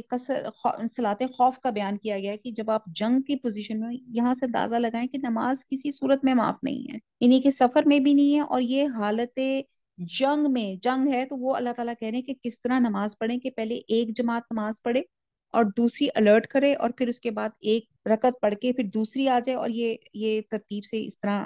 ہم دیکھتے ہیں کہ اللہ تعالیٰ نے کیا قرآن میں لکھا 102 آیت، جب تم ان میں ہو اور ان کے لیے نماز کھڑی ہو تو چاہیے کہ ان کی ایک جماعت تمہارے ساتھ اپنے ہتھیار لیے کھڑی ہو، پھر جب سجدہ کر چکے تو یہ ہٹ کر تمہارے پیچھے آ جائے، اور دوسری جماعت جس نے نماز نہیں پڑھی وہ آ جائے اور تمہارے ساتھ نماز ادا کرے اور اپنا بچاؤ اور اپنا ہتھیار لیے رہے۔ کافر چاہتے ہیں کہ کسی طرح تم اپنے ہتھیاروں اور اپنے سامان سے بے خبر ہو جاؤ اور تم پر وہ اچانک دھاوا بول دیں۔ ہاں، اپنے ہتھیار اتار کھول رکھنے میں اس وقت تم پر کوئی گناہ نہیں، جب تمہیں تکلیف ہو یا بوجہ بارش کے یا بسبب بیماری ہو جانے کے، اپنے بچاؤ کی چیزیں ساتھ لیے رہو، یقینا اللہ تعالیٰ نے منکروں کے لیے ذلت کی مار تیار کر رکھی ہے۔ پھر جب تم نماز ادا کر چکو تو اٹھتے بیٹھتے اور لیٹتے اللہ تعالیٰ کا ذکر کرتے رہو، اور جب اطمینان پاؤ تو نماز قائم کرو، یقینا نماز مومنوں پہ مقررہ وقتوں پہ فرض ہے۔ اب یہاں پہ صلاۃ خوف کا بیان کیا گیا، خوف کی نماز یعنی کہ فوج کو دو حصوں میں تقسیم کیا جائے، ایک حصہ دشمن کے بالمقابل کھڑا رہے تاکہ کافروں کو حملہ کرنے کی جسارت نہ ہو، اور ایک حصے نے آ کر نبی صلی اللہ علیہ وسلم کے پیچھے نماز پڑھی، اور جب یہ حصہ نماز سے فارغ ہو گیا تو پہلی کی جگہ مورچہ زن ہو گئے، اور مورچہ زن حصہ نماز کے لیے آ گیا، اور بعد روایت میں آتا ہے کہ آپ نے دونوں حصوں کو ایک ایک رکعت نماز پڑھائی، اس طرح آپ کی 2 رکعت ہوگی اور باقی فوجیوں کو ایک ایک رکعت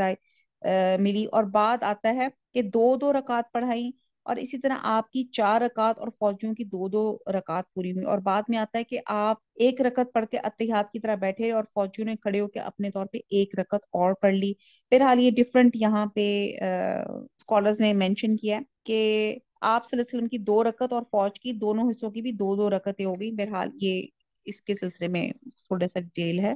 آیت نمبر 104، ان لوگوں کا پیچھا کرنے سے ہارے دل ہو کر نہ بیٹھو، اگر تمہیں بے آرامی ہوتی ہے تو انہیں بھی تمہاری طرح بے آرامی ہوتی ہے، تم اللہ تعالیٰ سے وہ امیدیں رکھتے ہو جو امیدیں انہیں نہیں، اور اللہ تعالیٰ دانا اور حکیم ہے، یقیناً ہم نے تمہاری طرف حق کے ساتھ اپنی کتاب نازل فرمائی تاکہ تم لوگوں میں اس چیز کے مطابق فیصلہ کرو جس سے اللہ تعالیٰ نے تم کو شناسا کیا ہے، اور خیانت کرنے والوں کے حمایتی نہ بنو، اور اللہ تعالیٰ سے بخشش مانگو، بے شک اللہ تعالیٰ بخشش کرنے والا، مہربانی کرنے والا ہے۔ اب نماز کی بہت امپورٹنس کے بعد آیات 104 سے 113 کی جو شان نزول ہے اس کے بارے میں بتایا جاتا ہے کہ انصار کی قبیلہ بنی ظفر میں ایک شخص تھا، تما یا بشیر بن ابیرک، اس نے ایک انصاری کی زرہ چرائی، اور جب اس کا چرچا ہوا، مشہوری ہو گئی، تو اس نے اپنی چوری کو بے نقاب ہونے کے خطرے سے تو اس نے وہ ذرہ ایک یہودی کے گھر پھینک دی، اور بنی ظفر کے کچھ آدمیوں کو ساتھ لے کے نبی صلی اللہ علیہ وسلم کی خدمت میں پہنچ گیا، اور ان سب نے کہا کہ ذرا چوری کرنے والا فلاں یہودی ہے۔ جب یہودی نبی صلی اللہ علیہ وسلم کی خدمت میں حاضر اور اس نے کہا کہ بنی ابیرک نے ذرا چوری کر کے میرے گھر پہ پھینک دی تھی، اور بنی ظفر اور بنی ابیرک یعنی کہ اتما یا بشیر وغیرہ ہوشیار تھے، تو اور نبی صلی اللہ علیہ وسلم باور کراتے رہے، وہ یعنی کہ وہ لوگ نبی صلی اللہ علیہ وسلم کو باور کرواتے رہے کہ چور یہودی ہے اور وہ تاما پہ الزام لگا رہا ہے اور جھوٹا ہے، تو نبی صلی اللہ علیہ وسلم ان کی چکنی چپڑی باتوں سے متاثر ہو گئے، قریب تھا کہ وہ اس انصاری کو چوری کے الزام سے بری کر کے یہودی پہ چوری کا الزام لگا لیتے، تو اللہ تعالیٰ نے آیات نازل کری تھی۔ اس سے معلوم ہوتا ہے کہ بحیثیت نبی حضور صلی اللہ علیہ وسلم ایک انسان ایک غلط فہمی میں پڑ سکتے ہیں، اور دوسرا یہ پتہ چلتا ہے کہ آپ عالم غیب نہیں ہیں، اور ورنہ آپ کی صورتحال فوراً واضح ہو جاتی ہے، اور تیسری یہ بات پتہ چلتی ہے کہ اللہ تعالیٰ اپنے پیغمبر کی حفاظت فرماتے ہیں، کہ اگر کبھی حق کے پوشیدہ رہ جانے میں اور ادھر ادھر ہو جانے کا معاملہ ہو تو اللہ تعالیٰ فوراً ان کو وارن کرتے ہیں، اصلاح فرما دیتے ہیں، جیسا کہ عصمت انبیاء کا تقاضا ہے کہ یہ وہ مقام میں عصمت ہے جو انبیاء کے علاوہ اور کسی کو حاصل نہیں ہے۔ آیت نمبر 106، اللہ تعالیٰ سے بخشش مانگو، بے شک اللہ تعالیٰ بخشش والا کرنے والا مہربانی والا۔ 107، اور ان کی طرف سے جھگڑا نہ کرو جو خود اپنی خیانت کرتے ہیں، یقیناً دغا باز گنہگار اللہ تعالیٰ کو اچھا نہیں لگتا، وہ لوگوں سے تو چھپ جاتے ہیں لیکن اللہ تعالیٰ سے نہیں چھپ سکتے، وہ راتوں کے وقت جب کہ اللہ کی ناپسندیدہ باتوں کے خفیہ مشورے کرتے ہیں، اس وقت بھی اللہ ان کے پاس ہوتا ہے، ان کے تمام اعمال کو گھیرے ہوئے ہے۔ ہاں، تو یہ ہو تم لوگ کہ دنیا میں تم نے ان کی حمایت کی، لیکن اللہ تعالیٰ کے سامنے قیامت کے دن ان کی حمایت کون کرے گا، اور کون ہے جو ان کا وکیل بن کے کھڑا ہو سکے گا۔ اب آپ یہ دیکھیں کہ یہ جو آیات تھیں کہ اس چوری تو بنی ابیرک نے کی تھی، لیکن اپنی چرب زبانی سے اس نے یہ کنونس کر لیا حضور صلی اللہ علیہ وسلم کو کہ چوری جو تھی یہودی نے کی تھی، اور بغیر تحقیق کیے آپ نے جو خیانت کرنے والوں کی حمایت کی تھی اس پہ اللہ تعالیٰ سے مغفرت طلب کی، اور اس سے معلوم ہوا کہ فریقین میں سے جب تک کسی بات کا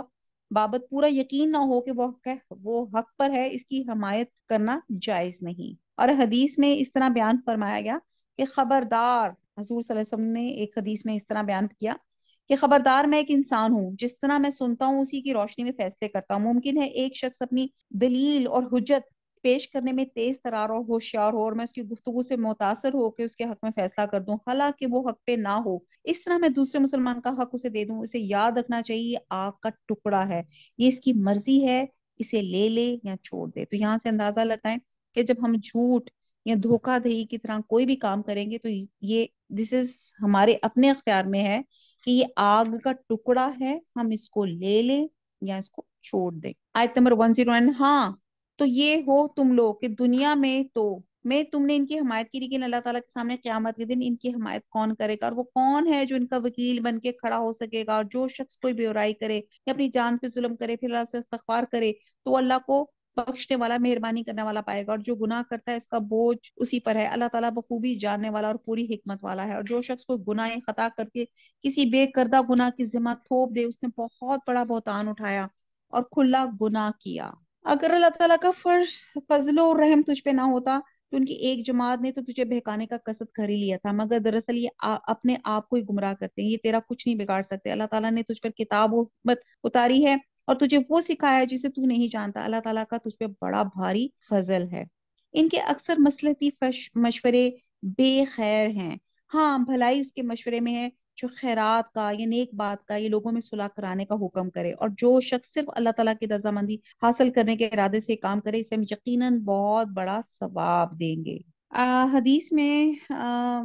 ان اعمال کی بڑی زیادہ فضیلت بیان کی گئی ہے۔ کہتے ہیں کہ اللہ کی راہ میں حلال کمائی سے ایک کھجور کے برابر صدقہ بھی احد پہاڑ جتنا ہوگا۔ اور پھر نیک بات کی بھی بڑی فضیلت ہے، اسی طرح رشتہ داروں اور ناراض لوگوں کے درمیان میں صلح کرانا بہت بڑا عمل ہے۔ اور حدیث میں اسے نفلی روزوں، نفلی نمازوں اور نفلی صدقات اور خیرات سے بھی افضل بیان کیا گیا، یعنی کہ ناراض لوگوں میں صلح کرانا۔ بہرحال آج بھی کوئی ناراض ہیں، ایک دوسرے سے معافیاں مانگ لیں، اور رمضان میں داخل ہونے سے پہلے اپنے آپ کو معافی ضرور ایک دوسرے سے مانگ لیں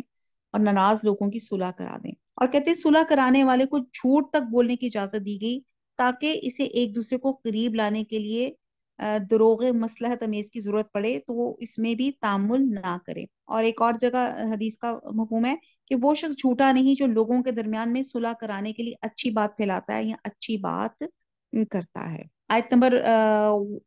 115، جو شخص باوجود رائے ہدایت کے واضح ہو جانے کے بعد بھی رسول صلی اللہ علیہ وسلم کا خلاف کرے گا اور تمام مومنوں کی راہ چھوڑ کر چلے گا، ہم اسے ادھر ہی متوجہ کر دیں گے جدھر وہ خود متوجہ ہوا، اسے اور دوزخ میں ڈال دیں گے، وہ پہنچنے کی بہت بری جگہ ہے، اسے اللہ تعالیٰ قطعاً نہ بخشے گا، اس کے ساتھ شریک مقرر کیا جائے گا۔ ہاں شرک کے علاوہ گناہ جس کے چاہے معاف فرما دیتا ہے، اللہ کے ساتھ شریک کرنے والا بہت دور کی گمراہی میں ہے۔ یہ تو اللہ تعالیٰ کو چھوڑ کر صرف عورتوں کو پکارتے ہیں۔ عورتوں سے مراد وہ بت ہیں جن کے نام مؤنث تھے، جیسے لات، عزا، منات، نائلہ، یا مراد فرشتے ہیں کیونکہ مشرقین عرب فرشتوں کو اللہ کی بیٹیاں سمجھ کے ان کی عبادت کرتے تھے۔ اور دراصل یہ صرف سرکش شیطان کو پوچھتے ہیں جسے اللہ نے لعنت کی ہے، اور اس نے بیڑا اٹھایا کہ تیرے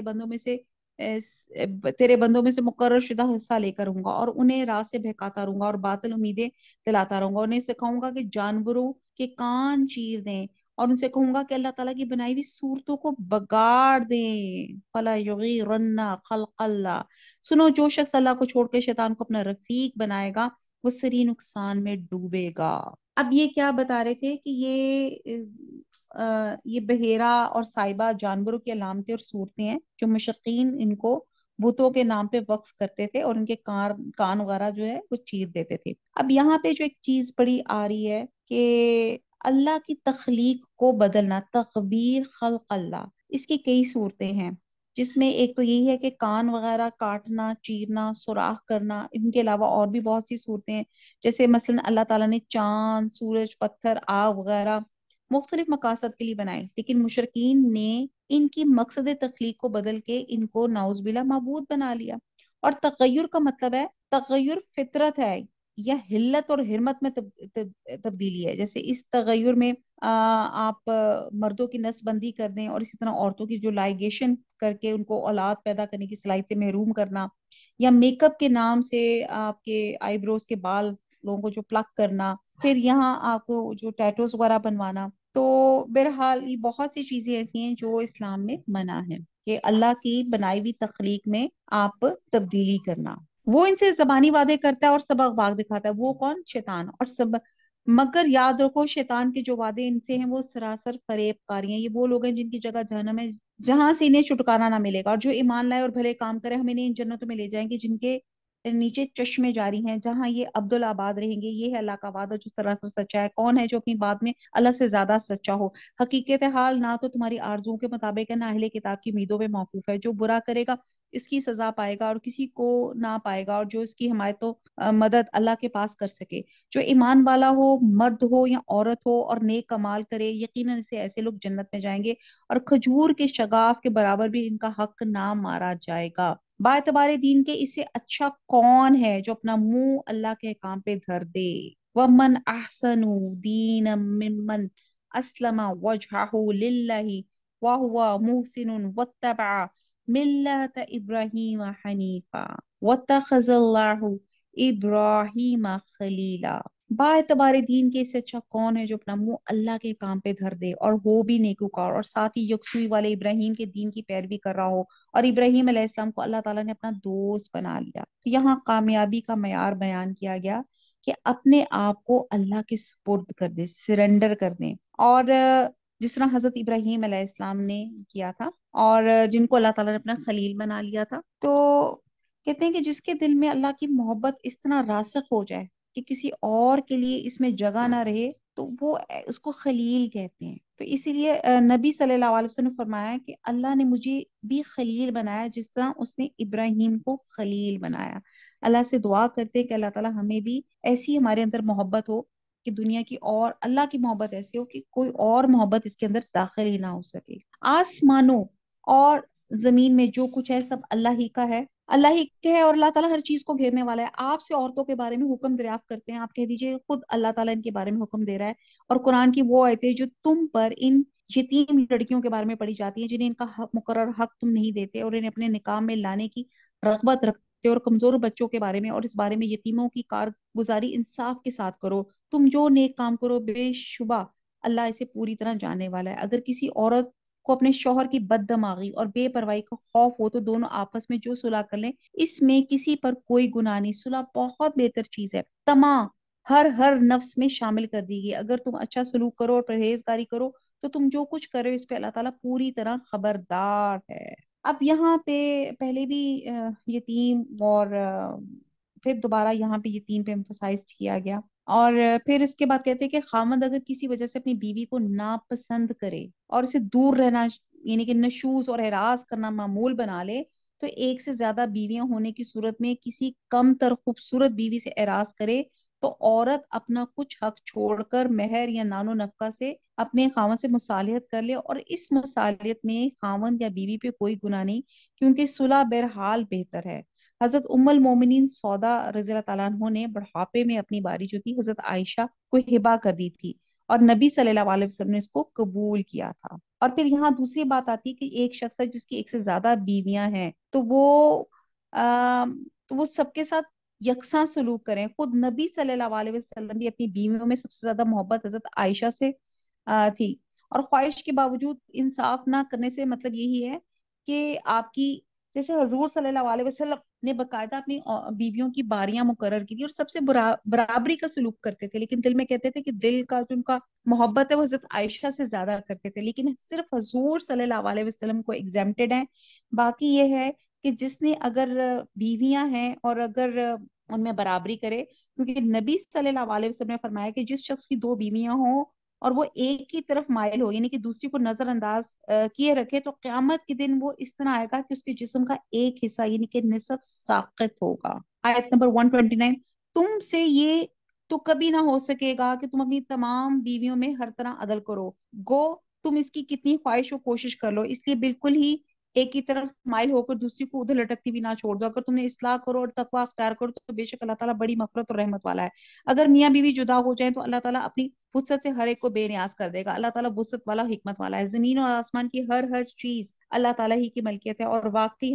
ہم نے ان لوگوں کو جو تم سے پہلے کتابیں دیے گئے تھے اور تم کو بھی حکم کیا ہے کہ اللہ سے ڈرتے رہو، اگر تم کفر کرو تو یاد رکھو اللہ کے لیے جو کچھ آسمانوں میں ہے اور جو کچھ زمین میں ہے اللہ بہت بے نیاز اور تعریف کیا گیا۔ اللہ کے اختیار میں ہے آسمانوں کی سب چیزیں اور زمین کی بھی، اور اللہ تعالیٰ کارساز کافی ہے۔ اگر اسے منظور ہو تو اسے اے لوگو وہ تم سب کو لے جائے اور دوسروں کو لے آئے، اللہ تعالیٰ اس پر پوری قدرت رکھنے والا ہے۔ جو شخص دنیا کا ثواب چاہتا ہے تو یاد رکھو اللہ تعالیٰ کے پاس تو دنیا اور آخرت دونوں کا ثواب موجود ہے۔ اللہ تعالیٰ بہت سننے والا اور خوب دیکھنے والا ہے۔ اے ایمان والو، عدل و انصاف پہ مضبوطی سے جم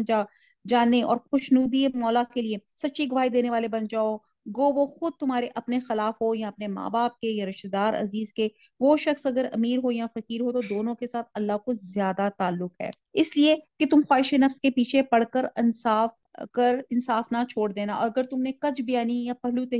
تہی کی تو جان لو کہ جو کچھ تم کرو گے اللہ تعالیٰ اسے پوری طرح باخبر ہے۔ یہاں پہ بہت زیادہ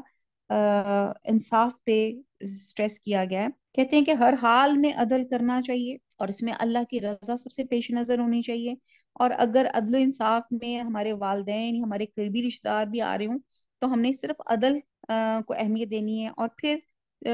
چوتھا پوائنٹ آ جاتا ہے کہ کسی مالدار کو اس کی تونگری کی وجہ سے رعایت نہ کرو،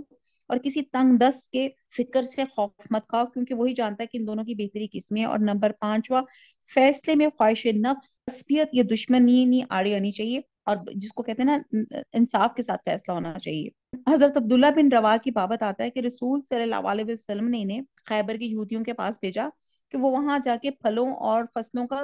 تخمینہ لگا کے،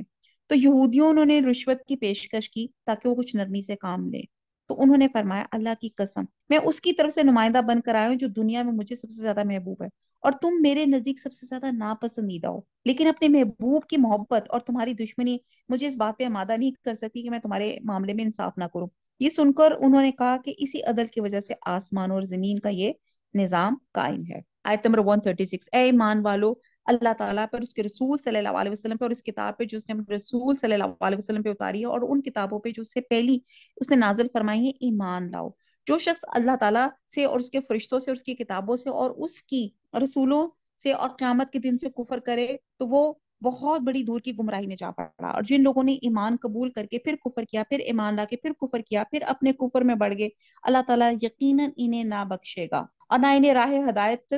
سمجھائے گا۔ بعض اسکالرز نے اس سے مراد یہود لیے ہیں۔ یہود جو تھے حضرت موسیٰ علیہ السلام پہ ایمان لائے لیکن حضرت عزیر کا انکار کیا، پھر حضرت عزیر پر ایمان لائے تو حضرت عیسیٰ کا انکار کیا، پھر کفر میں بڑھتے گئے حتیٰ کہ حضرت محمد صلی اللہ علیہ وسلم کی نبوت کا بھی انکار کیا، اور بعد نے اس سے مراد منافقین لیے گئے ہیں۔ تو بہرحال منافقوں کو، آیت نمبر 138، منافقوں کو اس امر کی خبر پہنچا دو کہ ان کے لیے دردناک عذاب یقینی ہے، جن کی حالت ہے کہ مسلمانوں کو چھوڑ کے کافروں کو دوست بناتے پھرتے ہیں، کیا ان کے پاس عزت کی تلاش میں جاتے ہیں؟ تو یاد رکھیں عزت تو ساری کی ساری اللہ تعالیٰ کے قبضے میں ہے، یعنی کہ عزت کا جو ہے وہ کافروں کے ساتھ دوستی میں نہیں ہے، یہ تو اللہ کے اختیار میں ہے۔ وہ عزت اپنے ماننے والوں کو عطا فرماتا ہے۔ سورہ فاتر میں آتا ہے کہ جو عزت سب کی سب اللہ ہی کے لیے ہے، جو عزت کا طالب ہے تو اسے سمجھ لینا چاہیے کہ عزت سب کی سب اللہ کے لیے ہے۔ اور فرمایا سورہ منافق میں، یعنی کہ وہ نفاق کے ذریعے سے اور کافروں سے دوستی کے ذریعے سے عزت حاصل کرنا چاہتے ہیں، درا حال کہ یہ طریقہ ذلت اور خواری کا ہے، عزت کا نہیں ہے۔ آیت نمبر 140، اللہ تعالیٰ تمہارے پاس اپنی کتاب میں یہ حکم اتار چکا ہے کہ تم جب کسی مجلس والوں کو اللہ تعالیٰ کی آیتوں کے ساتھ کفر کرنے اور مذاق اڑاتے ہو تو سنو، اس مجمع میں ان کے ساتھ نہ بیٹھو جب تک کہ وہ اس کے علاوہ اور باتیں نہ کرنے لگے، اور نہ تم بھی اس وقت انہی جیسے ہو، یقین اللہ تعالیٰ تمام کافروں اور سب منافقوں کو جہنم میں جمع کرنے والا ہے۔ اب یہاں بتایا جا رہا ہے کہ ان مجلسوں پہ مت بیٹھو جہاں پہ اللہ کی آیات کا مذاق اڑایا جا رہا ہے، ورنہ تم بھی گناہ میں برابر کے شریک ہو گئے۔ حدیث میں آتا ہے کہ جو شخص اللہ اور یوم آخرت پہ ایمان رکھتا ہے وہ اس دعوت میں شریک نہ ہو جس میں شراب کا دور چل رہا ہو، اور ان مجلسوں میں جہاں اللہ اور اس کے رسول کے احکامات کا مذاق اڑایا ہو جیسے ہے، تو وہاں پہ بھی ہے کہ ایسی ایسی جگہوں پہ نہیں جانا چاہیے۔ آیت نمبر 141، یہ لوگ تمہارے انجام کار کا انتظار کرتے رہے ہیں، پھر اگر تمہیں اللہ تعالیٰ فتح دے تو یہ کہتے ہیں کیا ہم تمہارے ساتھی نہیں، اور کافروں کو تھوڑا سا غلبہ مل جائے تو ان سے کہتے ہیں کہ ہم تم پہ غالب نہ آنے لگے تھے، اور کیا ہم نے تمہیں مسلمانوں کے ہاتھوں سے نہ بچایا تھا؟ پس قیامت میں خود اللہ تعالیٰ تمہارے درمیان فیصلہ کرے گا۔ اللہ تعالیٰ کافروں کو ایمان والوں پر ہرگز راہ نہ دے گا، بے شک منافق اللہ سے چال بازیاں کریں، وہ انہیں اس چال بازی کا بدلہ دینے والا ہے۔ اور جب نماز کو کھڑی نماز کو کھڑے ہوتے ہیں تو بڑی کاہلی کی حالت میں کھڑے ہوتے ہیں، صرف لوگوں کو دکھاتے ہیں اور یاد الہی تو یوں ہی سی برائے نام کرتے ہیں۔ مطلب یہ ان کی نمازیں جو ہوتی ہیں خشوع خضوع سے خالی ہوتی ہیں۔ حدیث میں آتا ہے نبی صلی اللہ علیہ وسلم نے فرمایا یہ منافق کی نماز ہے، یہ منافق کی نماز ہے، یہ منافق کی نماز ہے، کہ بیٹھا ہوا سورج کا انتظار کرتا رہتا ہے یہاں تک جب سورج شیطان کے دو سینگوں کے درمیانی کے غروب کے قریب ہو جاتا ہے تو اٹھتا ہے اور 4 ٹھونگے مار لیتا ہے۔ آیت نمبر 143، وہ درمیان میں ہی معلق ڈگمگا رہے ہیں، نہ پورے ان کی طرف نہ صحیح طور پہ ان کی طرف، جسے اللہ تعالیٰ گمراہی میں ڈال دے تو اس کے لیے کوئی راہ نہ پائے گا۔ اے ایمان والو، مومنوں کو چھوڑ کے کافروں کو دوست نہ بناؤ، کیا تم یہ چاہتے ہو کہ اپنے اوپر اللہ تعالیٰ کی صاف حجت قائم کر لو؟ منافق تو یقیناً جہنم کے سب سے نیچے کے طبقے میں جائیں گے، ناممکن ہے کہ تو ان کا کوئی مددگار پالے۔ ہاں، جو توبہ کر لے، اصلاح کرنے، اللہ تعالیٰ پہ کامل یقین رکھیں، خالص اللہ ہی کے لیے